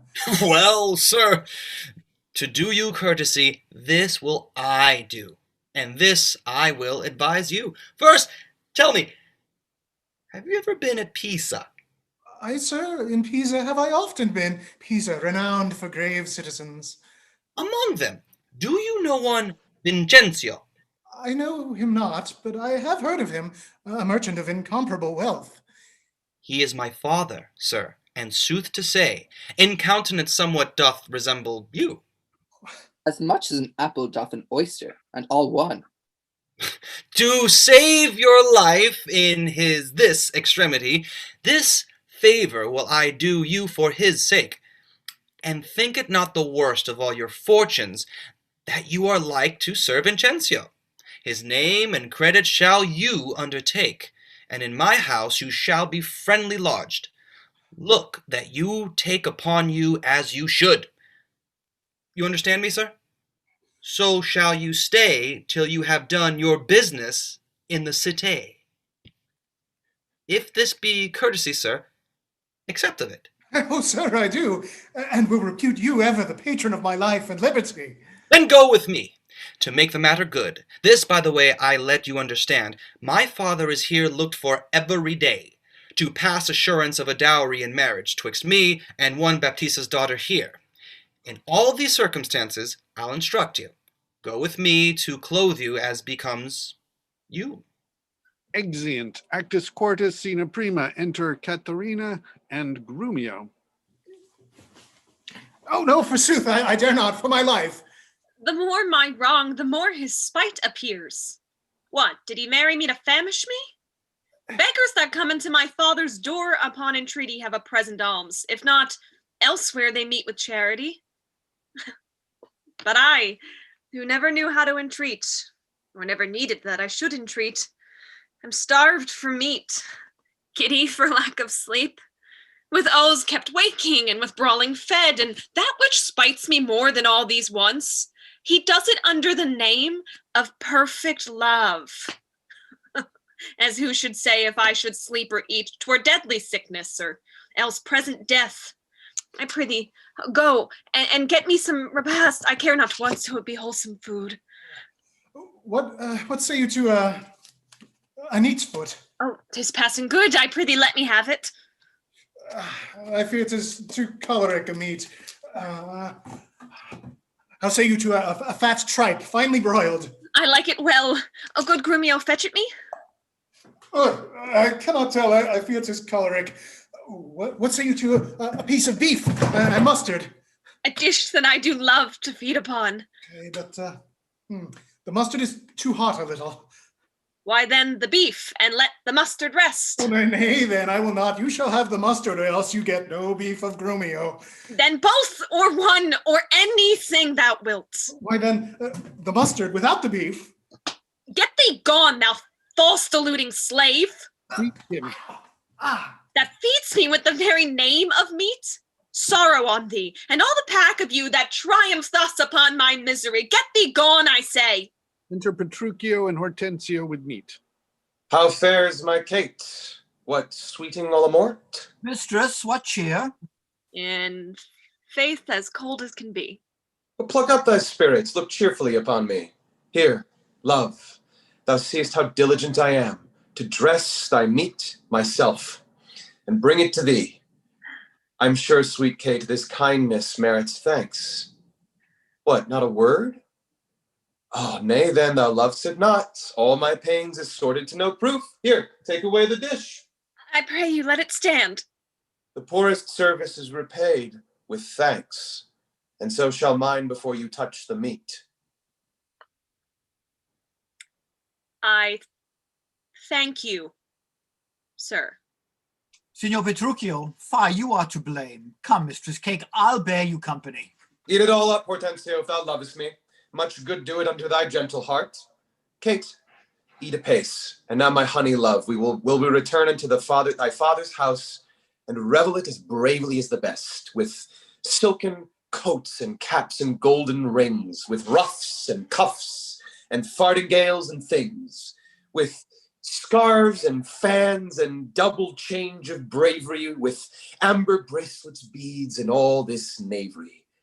What, hast thou dined? The tailor stays thy leisure to deck thy body with his ruffling treasure. Enter tailor. Come, tailor, let us see these ornaments. Enter Lay forth the gown. What news with you, sir? Here is the cap your worship did bespeak. Why, this was molded on a porringer, a velvet dish. 5 'tis lewd and filthy. Why, 'tis a cockle or a walnut shell, a knack, a toy, a trick, a baby's cap. Away with it. Come, let me have a bigger. I'll have no bigger. This doth fit the time, and gentlewomen wear such caps as these. When you are gentle, you shall have one too, and not till then. That will not be in haste. Why, sir, I trust I may have leave to speak, and speak I will. I am no child, no babe. Your betters have endured me to say my mind, and if you cannot, best you stop your ears. My tongue will tell the anger of my heart, or else my heart concealing it will break, and rather than it shall, I will be free, even to the uttermost as I please in words. Why, thou sayest true. It is a paltry cap, a custard coffin, a bauble, a silken pie. I love thee well in that thou likest it not. Love me or love me not, I like the cap, and it I will have, or I will have none. Thy gown, why, aye, come, tailor, let us seat. Oh, mercy God, what masking stuff is here? What's this? A sleeve? 'Tis like a demi-cannon. What, up and down, carved like an apple tart. Here, snip and nip and cut and slish and slash, like to a censor in a barber's shop. Why, what a devil's name, tailor, call'st thou this? I see she's like to have neither cap nor gown. You bid me make it orderly and well, according to the fashion and the time. Marian did, but if you be remembered, I did not bid you mar it to the time. Go hop me over every kennel home, for you shall hop without my custom, sir, I'll none of it. Hence make your best of it. I never saw a better fashion gown, more quaint, more pleasing, nor more commendable. Belike you mean to make a puppet of me. Why, true. He means to make a puppet of thee. She says your worship means to make a puppet of her. Oh, monstrous arrogance! Thou liest, thou shred, thou thimble, thou yard, 3/4, half yard, quarter, nail, thou flea, thou nit, thou winter cricket, thou braved in mine own house with a skein of thread. Away you rag, thou quantity, thou remnant, or I shall be so bemeet thee with thy yard, as thou shalt think on prating whilst thou livest. I tell thee, aye, that thou hast marred her gown. Your worship is deceived. The gown is made just as my master had direction. Romeo gave order how it should be done. I gave him no order. I gave him the stuff. But how did you desire it should be made? Marry, sir, with needle and thread. But did you not request to have it cut? Thou hast faced many things. I have. Face not me. Thou hast braved many men, brave not me. I will neither be faced nor braved. I say unto thee, I bid thy master cut out the gown, but I did not bid him cut it to pieces. Ergo, thou liest. Why, here is the note of the fashion to testify. Read it. The note lies in his throat if he say I said so. Imprimis, a loose-bodied gown. Master, if ever I said loose-bodied gown, sew me in the skirts of it and beat me to death with a bottom of brown thread. I said a gown. Proceed. With a small compassed cape. I confess the cape. With a trunk sleeve. I confess 2 sleeves. The sleeves curiously cut. Aye, there's the villain. Error in the bill, sir, error in the bill. I commanded the sleeves should be cut out and sewed up again, and that I'll prove upon thee, though thy little finger be armed in a thimble. This is true that I say, and I had thee in place where thou shouldst know it. I am for thee straight. Take thou the bill, give me thy meat yard, and spare not me. God have mercy, Grumio, then he shall have no odds. Well, sir, in brief, the gown is not for me. You are in the right, sir. 'Tis for my mistress. Go take it up unto thy master's use. Villain, not for thy life. Take up my mistress' gown for thy master's use? Why, sir, what's your conceit in that? Oh, sir, the conceit is deeper than you think, for take up my mistress' gown to his master's use. Oh, fie. Hortensio, say thou wilt see the tailor paid. Go take it hence, be gone, and say no more. Tailor, I'll pay thee for thy gown tomorrow. Take no unkindness of his hasty words. Away, I say, commend me to thy master. Exit tailor. Well, come, my Kate, we will unto your father's. Even in these honest, mean habiliments, our purses shall be proud, our garments poor. For 'tis the mind that makes the body rich. As the sun breaks through the darkest clouds, so honor peereth in the meanest habit. What is the jay more precious than the lark, because his feathers are more beautiful? Or is the adder better than the eel, because his painted skin contents the eye? Oh no, good Kate, neither art thou the worse for this poor furniture and mean array. If thou accountedst it shame, lay it on me, and therefore frolic. We will hence forthwith to feast and sport. And us at thy father's house. Go call my men and let us straight to him. And bring our horses unto Long Lane End. There we will mount and thither walk on foot. Let's see. I think 'tis now some 7 o'clock, and well we may come there by dinner time. I dare assure you, sir, 'tis almost 2, and 'twill be supper time ere you come there. It shall be 7 ere I go to horse. Look, what I speak or do or think to do, you are still crossing it. Sirs, let it alone. I will not go today, and ere I do, it shall be what clock I say it is. Why, so this gallant will command the sun? Enter Tranio and the pedant dressed like Vincentio. Sirs, this is the house. Please it you call that I call. I would else, but I be deceived. Signor Baptista may remember me near 20 years ago in Genoa. Where we were lodgers at Pegasus. 'Tis well, and hold your own in any case, with such austerity as longeth to a father. Enter Biondello. Warrant you, but sir, here comes your boy. 'Twere good he were schooled.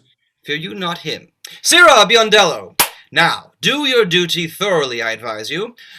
Imagine 'twere the right Vincenzo. Tut, fear not me. But hast thou done thy errand to Baptista? I told him that your father was at Venice, and that you looked for him this day in Padua. Thou art a tall fellow. Hold thee that to drink. Here you go. Here comes Baptista. Set your countenance, sir. Enter Baptista and Lucentio, pedant booted and bareheaded. Signor Baptista, you are happily met. Sir, this is the gentleman I told you of. I pray you stand good father to me now. Give me Bianca for my patrimony. Soft, son. Sir, by your leave, having come to Padua to gather in some debts, my son Lucentio made me acquainted with a weighty cause of love between your daughter and himself. And for the good report I hear of you, and for the love he beareth to your daughter, and she to him, to stay him not too long, I am content in a good father's care to have him matched. And if you please to like no worse than I, upon some agreement, me shall you find ready and willing with one consent to have her so bestowed. For curious I cannot be with you, Signor Baptista, of whom I hear so well. Baptista? Signor Baptista. Baptista?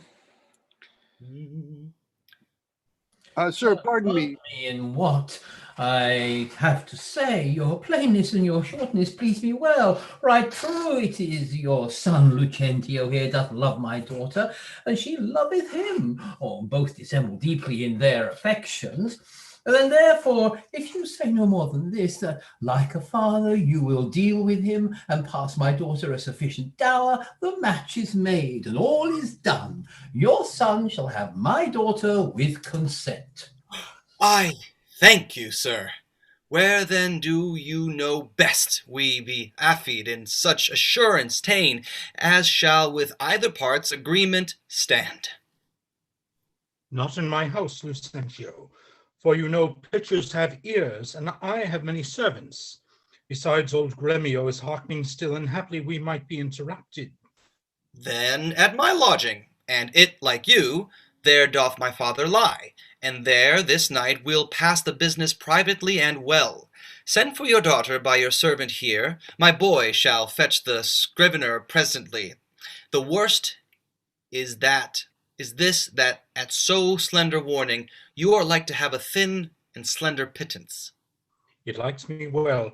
Cambio, hie you home and bid Bianca make her ready straight. And if you will, tell what hath happened. Lucentio's father is arrived in Padua, and now she's like to be Lucentio's wife. You're muted, Biondello. I pray the gods she may, with all my heart. Dally not with the gods, but get thee gone. Enter Peter.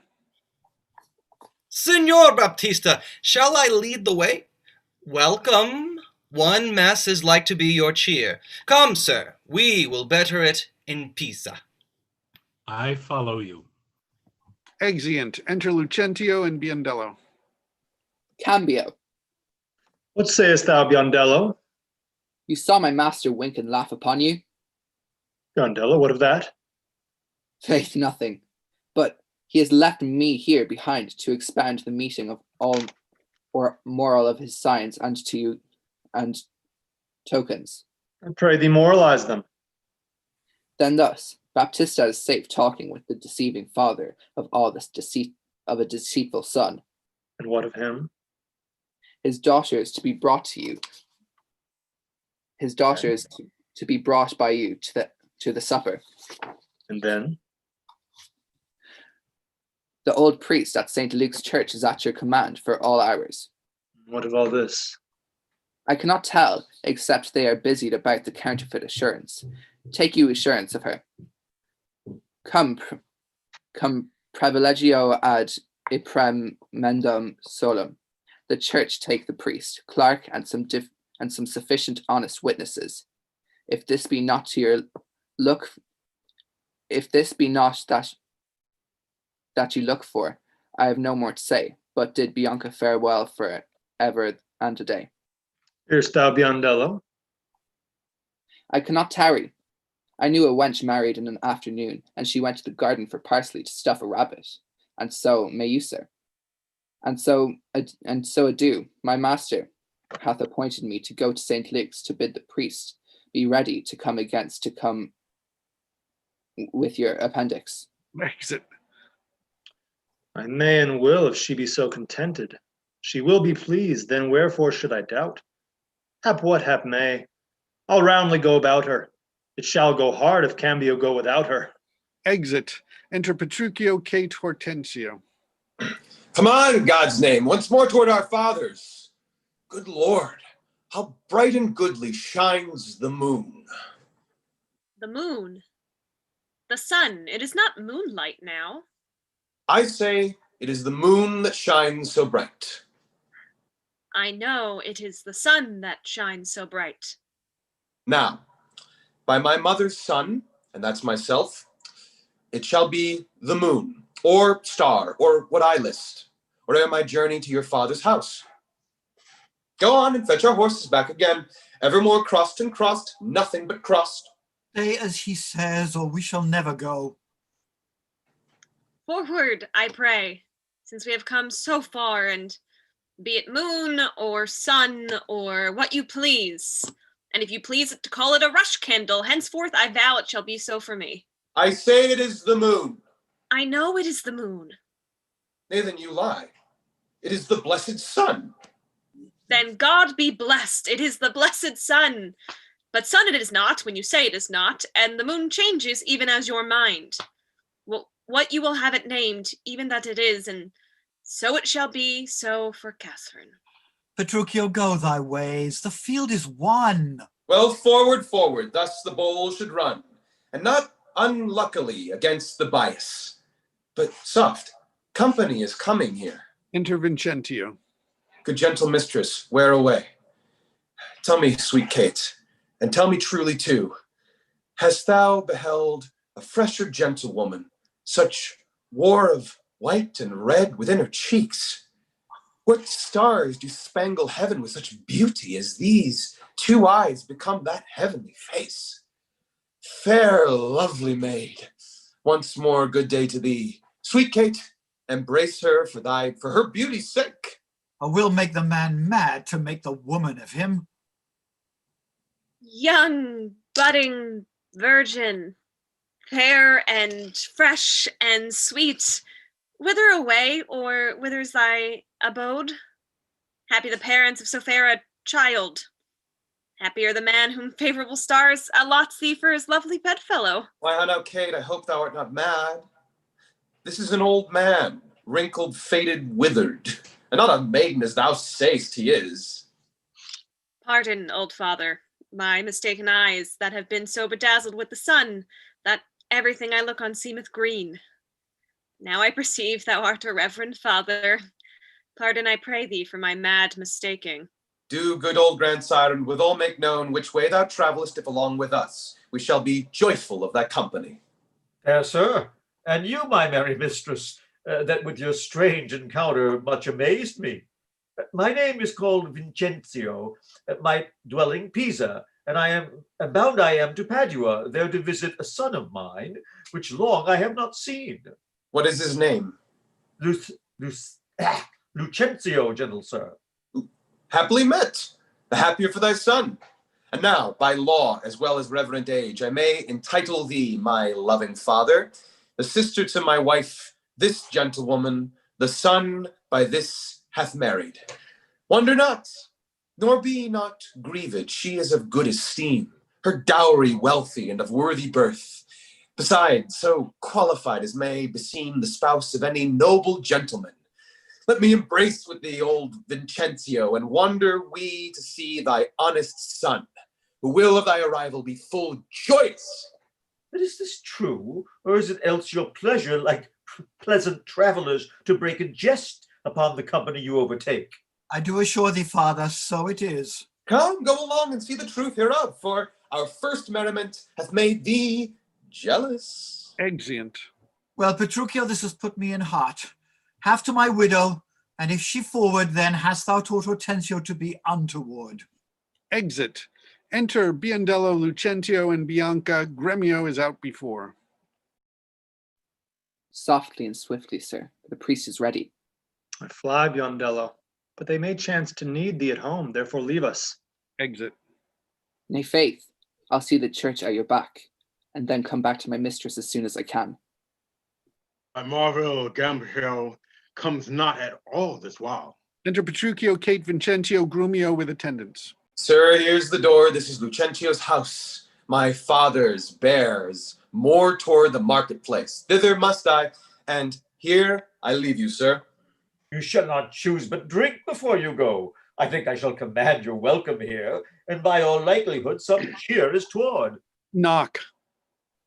There's busy within. You were best knock louder. Pedant looks out of the window. Who's he that knocks as he would beat down the gate? Is Signor Lucentio within, sir? He's within, sir, but not to be spoken withal. What if a man bring him £100 or two to make merry withal?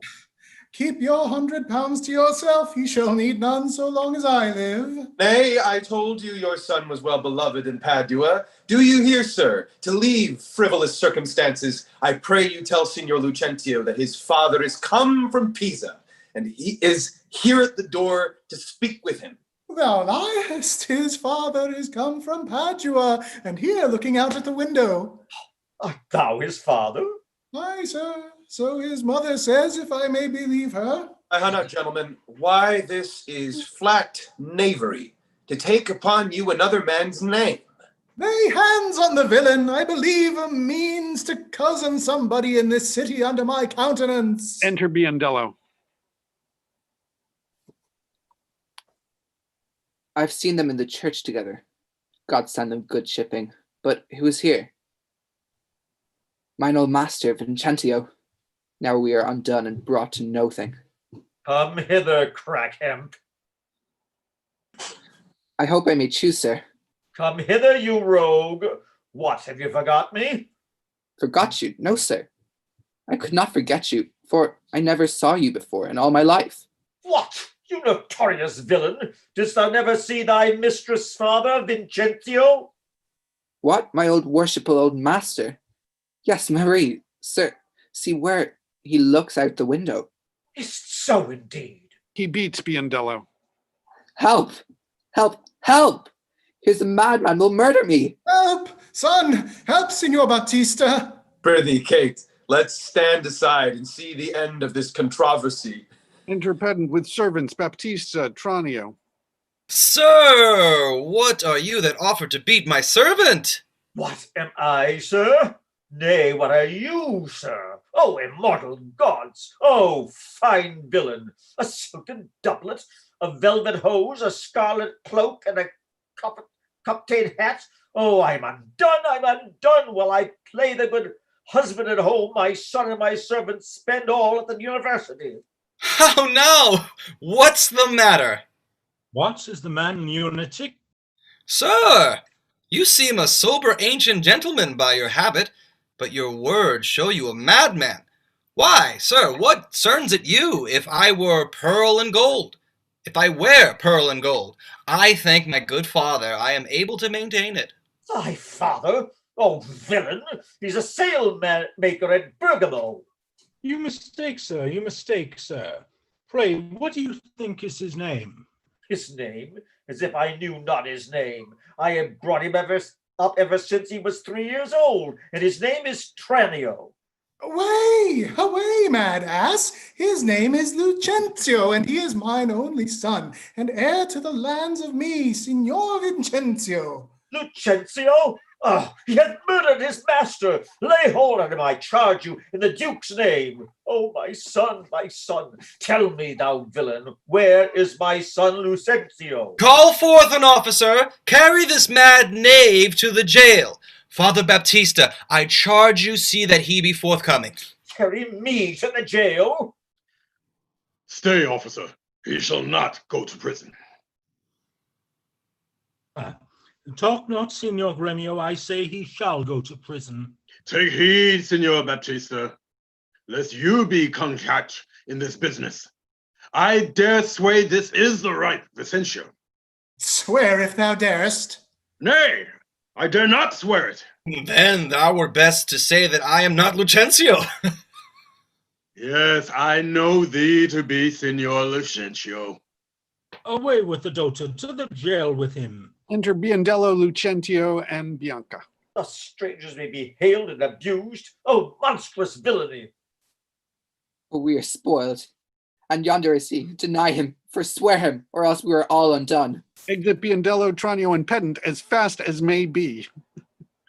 Pardon, sweet father. Here's my sweet son. Pardon, dear father. How hast thou offended? Where is Lucentio? Here's Lucentio, right son to the right Vincentio, that have by marriage made thy daughter mine, while counterfeit supposes bleared thine eyne.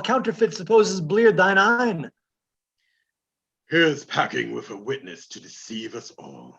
Where is that damned villain Tranio that faced and braved me in this manner so?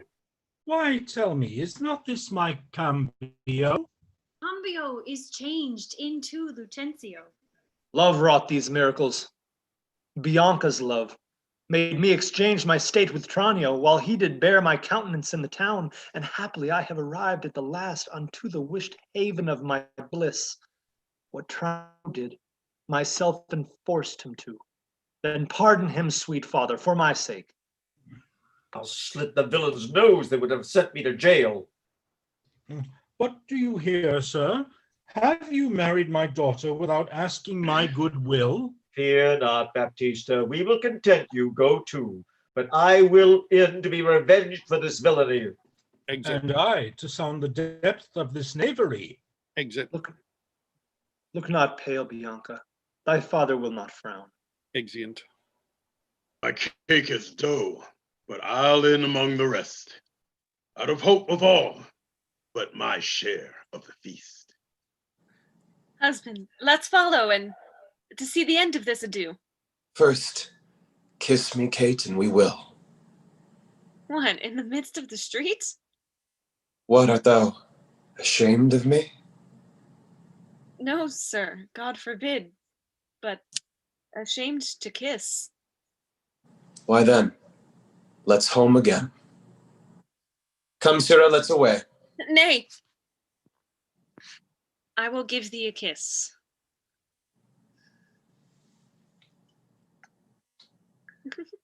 Now, pray thee, love, stay. Is this not well? Come, my sweet Kate. Better once than never, for never too late. Exeunt. Actus Quintus. Enter Baptista, Vincentio, Gremio, the pedant, Lucentio, and Bianca, Tranio, Biondello, Grumio, and Widow, the serving men, with Tranio bringing in a banquet. At last, though long our jarring notes agree, and time it is when raging wars come to smile at scapes and perils overblown. My fair Bianca did my father welcome, while I with self-same kindness welcome thine. Brother Petruchio, sister Caterina, and thou Hortensio with thy loving widow, feast with the best and welcome to my house. My banquet is to close our stomachs up. After our great good cheer, pray you sit down. For now, we sit to chat as well as to eat. Nothing but sit and eat and eat. Padua affords this kindness, son Petruchio. Padua affords nothing but what is kind. For both our sakes, I would that word were true. Now for my life, Hortensio fears his widow. Then never trust me, if I be afeard. You are very sensible, and yet you miss my sense. I mean, Hortensio is afeard of you. He that is giddy thinks the world turns round. Roundly replied. Mistress, how mean you that? Thus I conceive by him. Conceives by me? How likes Hortensio that? My widow says thus she conceives her tale. Very well mended. Kiss him for that good widow. He that is giddy thinks the world turns round. I pray you, tell me what you meant by that.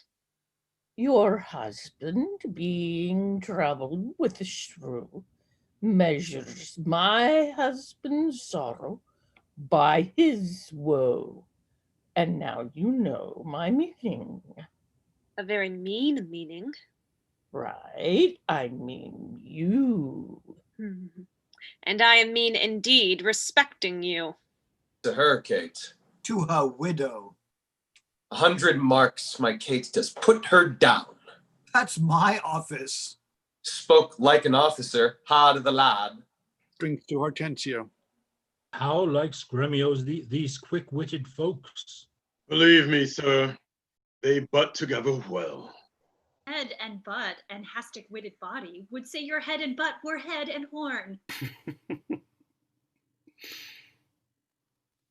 Vincentio. Aye, Mistress Bride, hath that awakened you?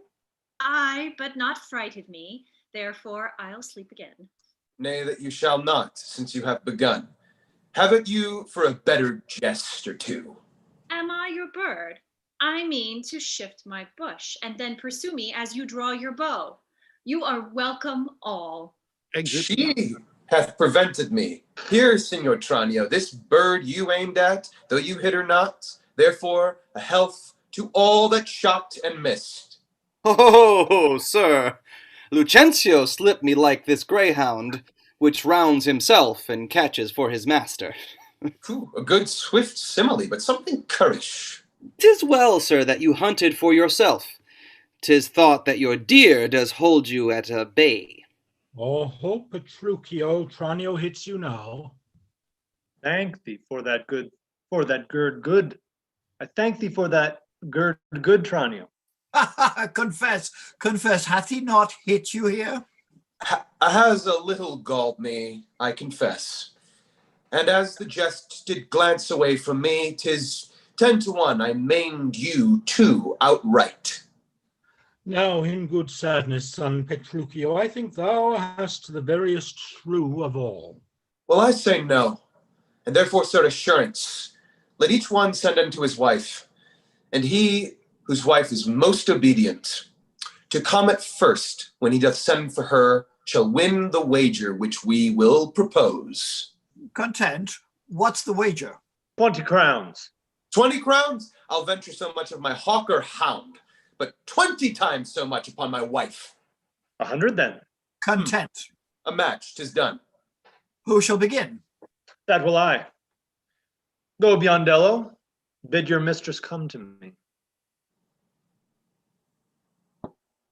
You're muted, Biondello. I go. Exit. Son, I will be your half, Bianca comes. I'll have no halves. I'll bear it all myself. Enter, Biondello. Sir, my mistress sends you word that she is busy and she cannot come. How? She's busy and she cannot come? Is that an answer? Aye, and a kind one too. Pray God, sir, your wife send you not a worse. I hope better. Sit up, Biondello. Go and entreat my wife to come to me forthwith. Exit. Oh, entreat her. Nay, then she must needs come. I'm afraid, sir, do what you can. Yours will not be entreated. Enter, Now, Biondello. where's my wife? She says you have some goodly jest in hand. She will not come. She bids you come to her. Worse and worse, she will not come. O vile intolerable, not to be endured. Sir Agrumio, go to your mistress, say, I command her come to me. I know her answer. What? She will not. The fouler fortune mine, and there an end. Enter, Katerina. Now, by my holy dam, here comes Katharina. What is your will, sir, that you sent for me? Where is your sister and Hortensio's wife? They sit conferring by the parlor fire. Go fetch them hither. If they deny to come, swinge me them soundly forth unto their husbands. Away, I say, and bring them hither straight. There is a wonder if you talk of a wonder. And so it is. I wonder what it bodes.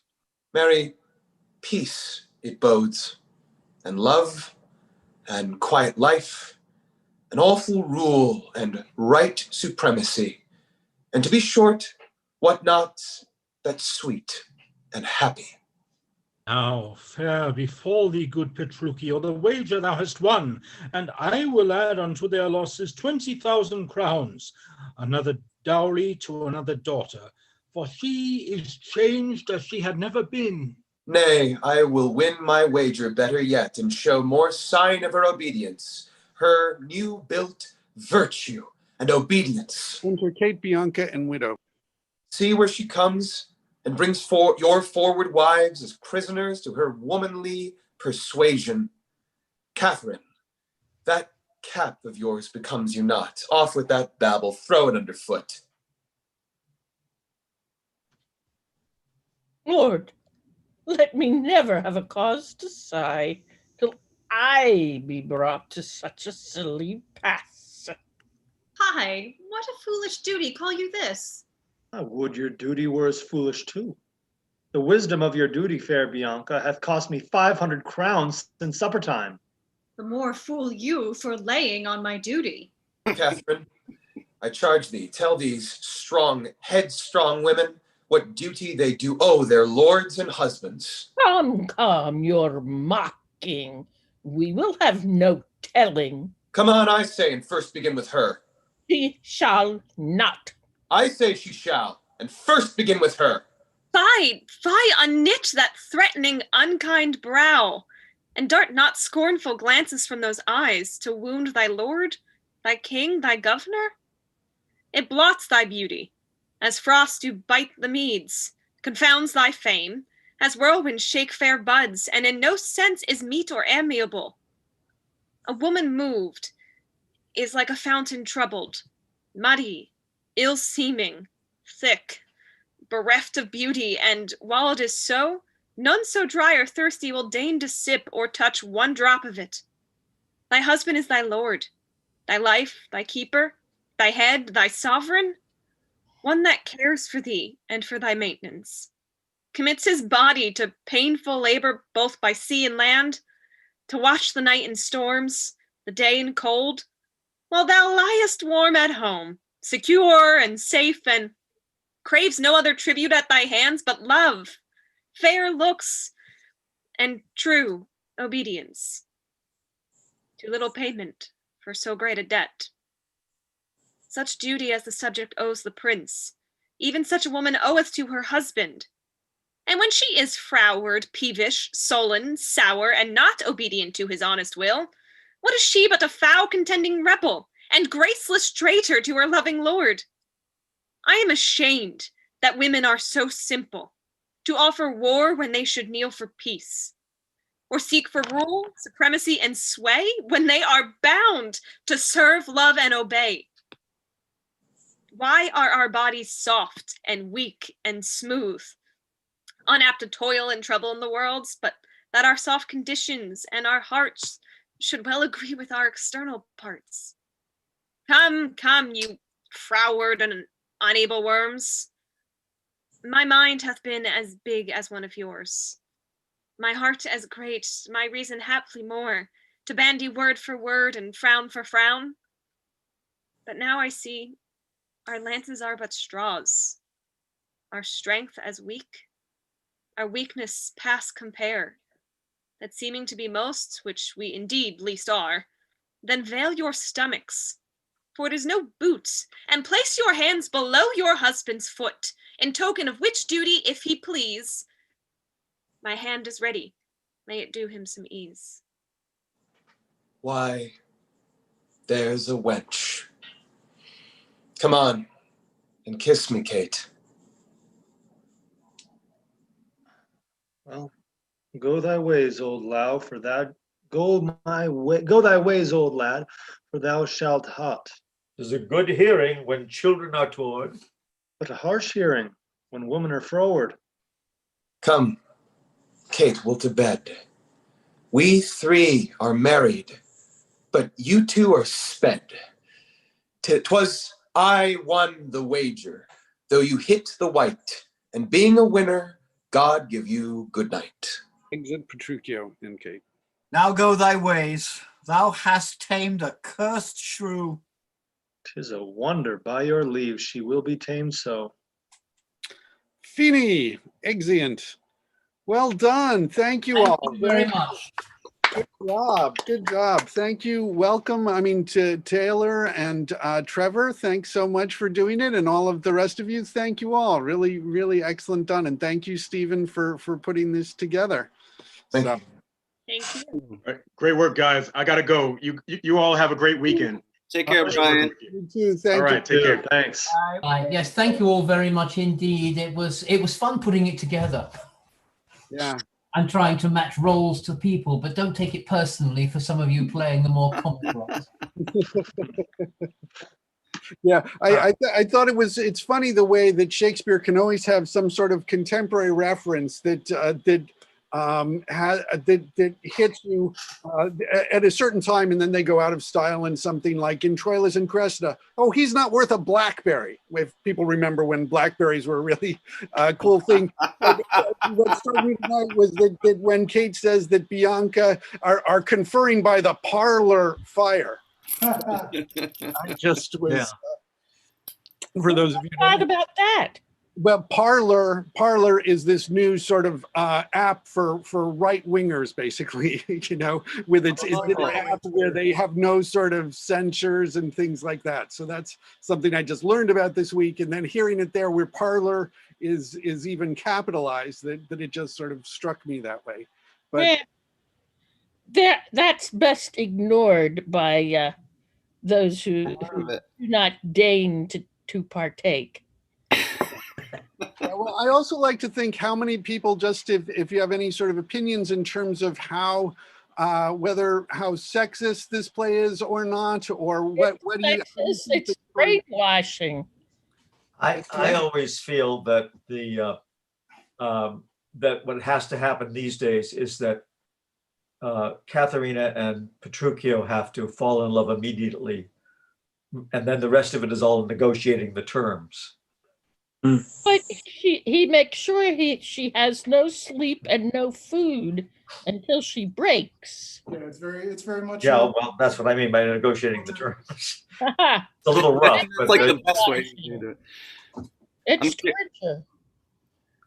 I'm curious, Taylor and Christina, going into this as young women here. How do you negotiate these words in Shakespeare's world? It's a period piece. Yeah, it is. For sure. I mean, I was having this conversation with Paul the other day that like I'm always striving for ways to give these women lots of agency, even when it feels they are written otherwise. Yeah. And you know who, I mean, I've never read for Kate, so I can't speak to that specifically, but you know, you're as an actor, you're always looking for like, how can you justify a character's actions that you personally might not agree with. And so when it comes to your life and your livelihood, what compromises are you willing to make? And it's a show within a show, and it's funny till it's not, but then it is. And, and to know too that like when you, for me anyway, when you consider potentially very far out there, like alternate casting or things like that, that the words can take on very different meaning. And I was actually going to say something like that as well, and it suddenly struck me. I mean, on Thursday night we're doing Hamlet, but we're doing the first quarter, which is in fact unlike the other two Hamlets, the second quarter or the folio. It's a Jacobean revenge tragedy. It's all blood and guts, and it's like watching a Saturday morning cartoon. I mean, and in order to get that across, I've cast it as an all-male cast. It suddenly struck me that the political aspects of this play is that I think I want to do it again. I think I want to do it with an all-male cast, because Katharina is a man's view played by a man. It's not a woman, and the audience was not seeing a woman. They were seeing a male playwright's view of a boy, of a male playing a man. And therefore that is where the political slant comes from. It's not a battle of the genders. It's just this worldview that is completely masculine. But a boy should think. Do we have to cut women out of Shakespeare now because it's not period? That's not. Sorry, what? I don't think that's what. To cut women out now because it's not period. That's a bit cruel. I had another thought though. We're missing that this is a play within a play. The induction shows a different cruel joke being played upon a male beggar. Yeah. And he is given a quote wife unquote, who is a boy pretending to be his wife, who then has to beg off performing his wifely duties. So there's an equally cruel jest in the quote real life part of it that's being done to a man. Absolutely, yeah. And I think that and it was something for the audience to laugh at. But you see, they at the end of the play, they get exactly the same thing, which is a boy playing a woman who is Katharina, who is actually kowtowing to the man in her life. There is something about the visual aspect of who says these words. Like I saw Hunter College had a an all-female Macbeth, and this young actress who played Malcolm. You guys remember that scene where it's kind of a wonky scene with Malcolm and Macduff, and he talks about the cistern of his lust and how he would go through dames and all this. And Yep. when I saw this speech done, and she's talking about all these really lusty wants and desires, and it's played by this young girl who looks like she's never even said the word sex, let alone had it. I never saw that scene as that funny, but it was hilarious because she was leaning into it, just like, the cistern of my lust. And I'm like, this is so freaking funny. And I had been in this. I had done that scene, and I had never seen it that way. So there's always this fun little way which that Shakespeare has. You were saying it before, Paul, about how these ideas and these characters become something different and have the opportunity to. That's really cool. With you can't do that with every play. And I just find it really fascinating when we're able to kind of find something that we thought was there, but then once you put a different coat on it, it just becomes something completely different. And I always kind of wonder what that negotiation is for people, because I often have a lot of issues with if we read Othello, there's a lot of racist lines here and there, but I try to think of it in terms of the time and what was the effect of it and how can I play with that. So the thing about it too, though, is that we often view Shakespeare's so popular because he's so his plays turn out to be relevant today and everything. And it's universality, yeah. Yes, universality, exactly. And Shakespeare's one of the reasons I think he's great is that he spans the gamut, and he has several different plays that are liberal minded. For example, I think Othello is really liberal minded actually, or versus conservative plays like Coriolanus. Or this play is clearly a conservative kind of bent, attitudinally or politically or whatever. And going over these lines, there is a lot of difficulty with our modern sensibilities to interpret this play, for a modern audience. But not an easy play to like. I find it's not a very easy one to like for me. Yeah, yeah. You're talking about this one. Yeah. I agree with you. I don't actually like the play very much, but for a different reason. I also don't like the Taming of the Merchant of Venice, but not because of its anti-Semitic. I don't actually think it is anti-Semitic. What I absolutely dislike about the Merchant of Venice is the fact that none of the characters are at all pleasant. You don't really like any, or I don't like any of them. Yeah, right. Yeah, a lot of characters in this play are like that too. But at first though, so Shakespeare's a genius. We can all agree to that. And I saw this documentary on YouTube. It's really interesting. It's about the public theater production of this play years ago with Raul Julia and Meryl Streep in the lead roles. And they were interpreting these lines, and there's this line that for example, when the tailor scene with Petruchio, I never thought of this, where Meryl was saying at first that Kate is so constrained by society, that's why she's raging to get out of it, and she's corseted and all that stuff, literally wears things that constrain her. And Petruchio says in that scene that he's trying to make a puppet of you by dressing you up, so he is raging at the tailor out of love. And even that last speech that Kate has about protesting her, Meryl was saying if you say that to a baby that he's my lord, my life, my everything, and I would do anything for him, nobody boos at that. So there's just there might be something deeper here in this play that at first we might not see, but upon going in it, there could be something. It certainly was with this production, and it's brilliant acting. It really is. I do think Petruchio and Kat, particularly in anytime Shakespeare has couples like this, where it's hard in a modern world to see it as these true romances, which they kind of get built upon, that Petruchio and Kat is a great romance, that they are a lot more alike. And in particular, forgive me, I forget who had said it about them falling in love at first sight and then negotiating. I almost kind of feel like the scene where we're watching everything happen in the window, and she's like, "Ooh, husband, let's stay and watch," is a moment they have where they realize like they like to play these games. They are both people who like to play games and trick people, and that's a moment where they could be like, "Oh, okay, yeah, this is a thing. This is a moment of love where they realize."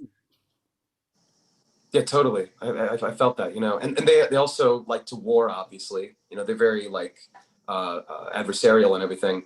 And then there's that moment like when finally they kiss, and there's like a stillness to it. I thought, where like peace is finally attained. It's almost like that modern couple, like a Ron and Hermione, and like they love to argue. Like that is Right. their thing. Yeah, That is how they show love, is arguing. It all comes back to Harry Potter, doesn't it? It really kind of does. It's Oh dear. Oh, good work, everybody. I have to go. And I will see some of you next week for something. I know. This is 3 days in a row I've seen Taylor. You gotta stop following me. People are gonna talk. It's you're weird. You were in this group. I didn't either. Yeah. Good to see you again. Ladies and gentlemen, I think we all need to go, especially as the time is marching. The iron tongue of midnight is touching 4. So thanks very much, and goodbye to all. Thank you. Bye. Nice to see everybody. See you tomorrow, Stephen. Good to meet everybody. Cheers. Yeah, I mean, I'm going to say my final word as everybody's going. I do think it's a love story, and that's what can make it work. That these are two both difficult people who find each other, and I really appreciate what Alex and Taylor did at the beginning of this scene to get that sense of the love, which I think is so important. And this is also a play I've seen an all-male production of. I've seen an all-female production of, and the all-female production was the one in the park. And it was weird. The characters who I ended up feeling then the least sympathy for were actually Kate and Bianca for some reason. That seemed to me like by having all women, it made it even less, I mean, it's not a feminist play, but I don't think it's an anti-feminine play either. But I mean, and also the old male cast, I mean, it's a different thing for us to do all male casts now. It's a choice. In Shakespeare's time, I don't know that it would have been perceived as that big a thing because that was just the norm. That's what they always did. So, I mean, like were there not more informal groups, more country perhaps groups, where women did play female roles? Well, not in theaters. Yeah, no, and actually, I mean, under James, it became a lot more because his family, I mean, like his wife and daughters would be involved in these various masks that would be things done for court, and you would actually have women. Yeah, anybody's got to leave. Go ahead. Thank you for doing it. This is great. But yeah, I mean, there were always sort of like private readings and there's stuff of that. We don't have much sort of documentation as far as I know that happened, but there were various literary groups, a lot of times run by women, like Mary Sidney, who was Sir Philip Sidney's sister, and also then the father of the Countess of Pembroke, and the mother of the people who actually financed the first folio, the Earl of Pembroke, who's one of the dedicatees of the first folio. Paul, do you happen to remember when it was proclaimed and the circumstances when it was proclaimed that only men could act on the stage? I don't know that there was any sort of formal law about it, and it was just an English practice. I mean, in other places in Europe, in Italy and Spain, they did have women on the stage, and that's why when Charles II came back with the Restoration and brought back theater, he also brought women onto the stage as well. So it was an English sort of peculiarity. I mean, just sort of When did that start? I mean, I don't know. I don't know the specific date of it. I think it developed when. Thank you. Thanks, everyone. Yeah, I'm sorry to keep talking. You can just go. But I'm gonna take off. Good to meet y'all. Thank you very much. All righty. Thanks. Thank you. So Take yeah. care. So I will look into that to see if there was any sort of formal thing, but I just think it was generally the sort of sense when they started having professional players that there couldn't be women. Well, of course, there were mystery plays and they had women in them. Yeah, yeah, but again, it's like it's sort of we don't. There isn't really not. There's so little documentation of like how the first sort of playing companies really started up, since most of the information we get is from Henslow's diary, which really gives us this very specific portrait of the Rose for a certain time, and then we have to sort of infer a lot from that. I'm going to say goodnight for now. All right, goodbye. Thank you all. Yeah, it is 4 o'clock now, so thanks so much. Thank you all for doing it, and excellent work.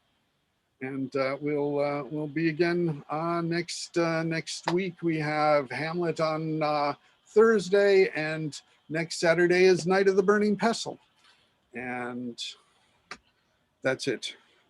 So, oh shoot. If you could turn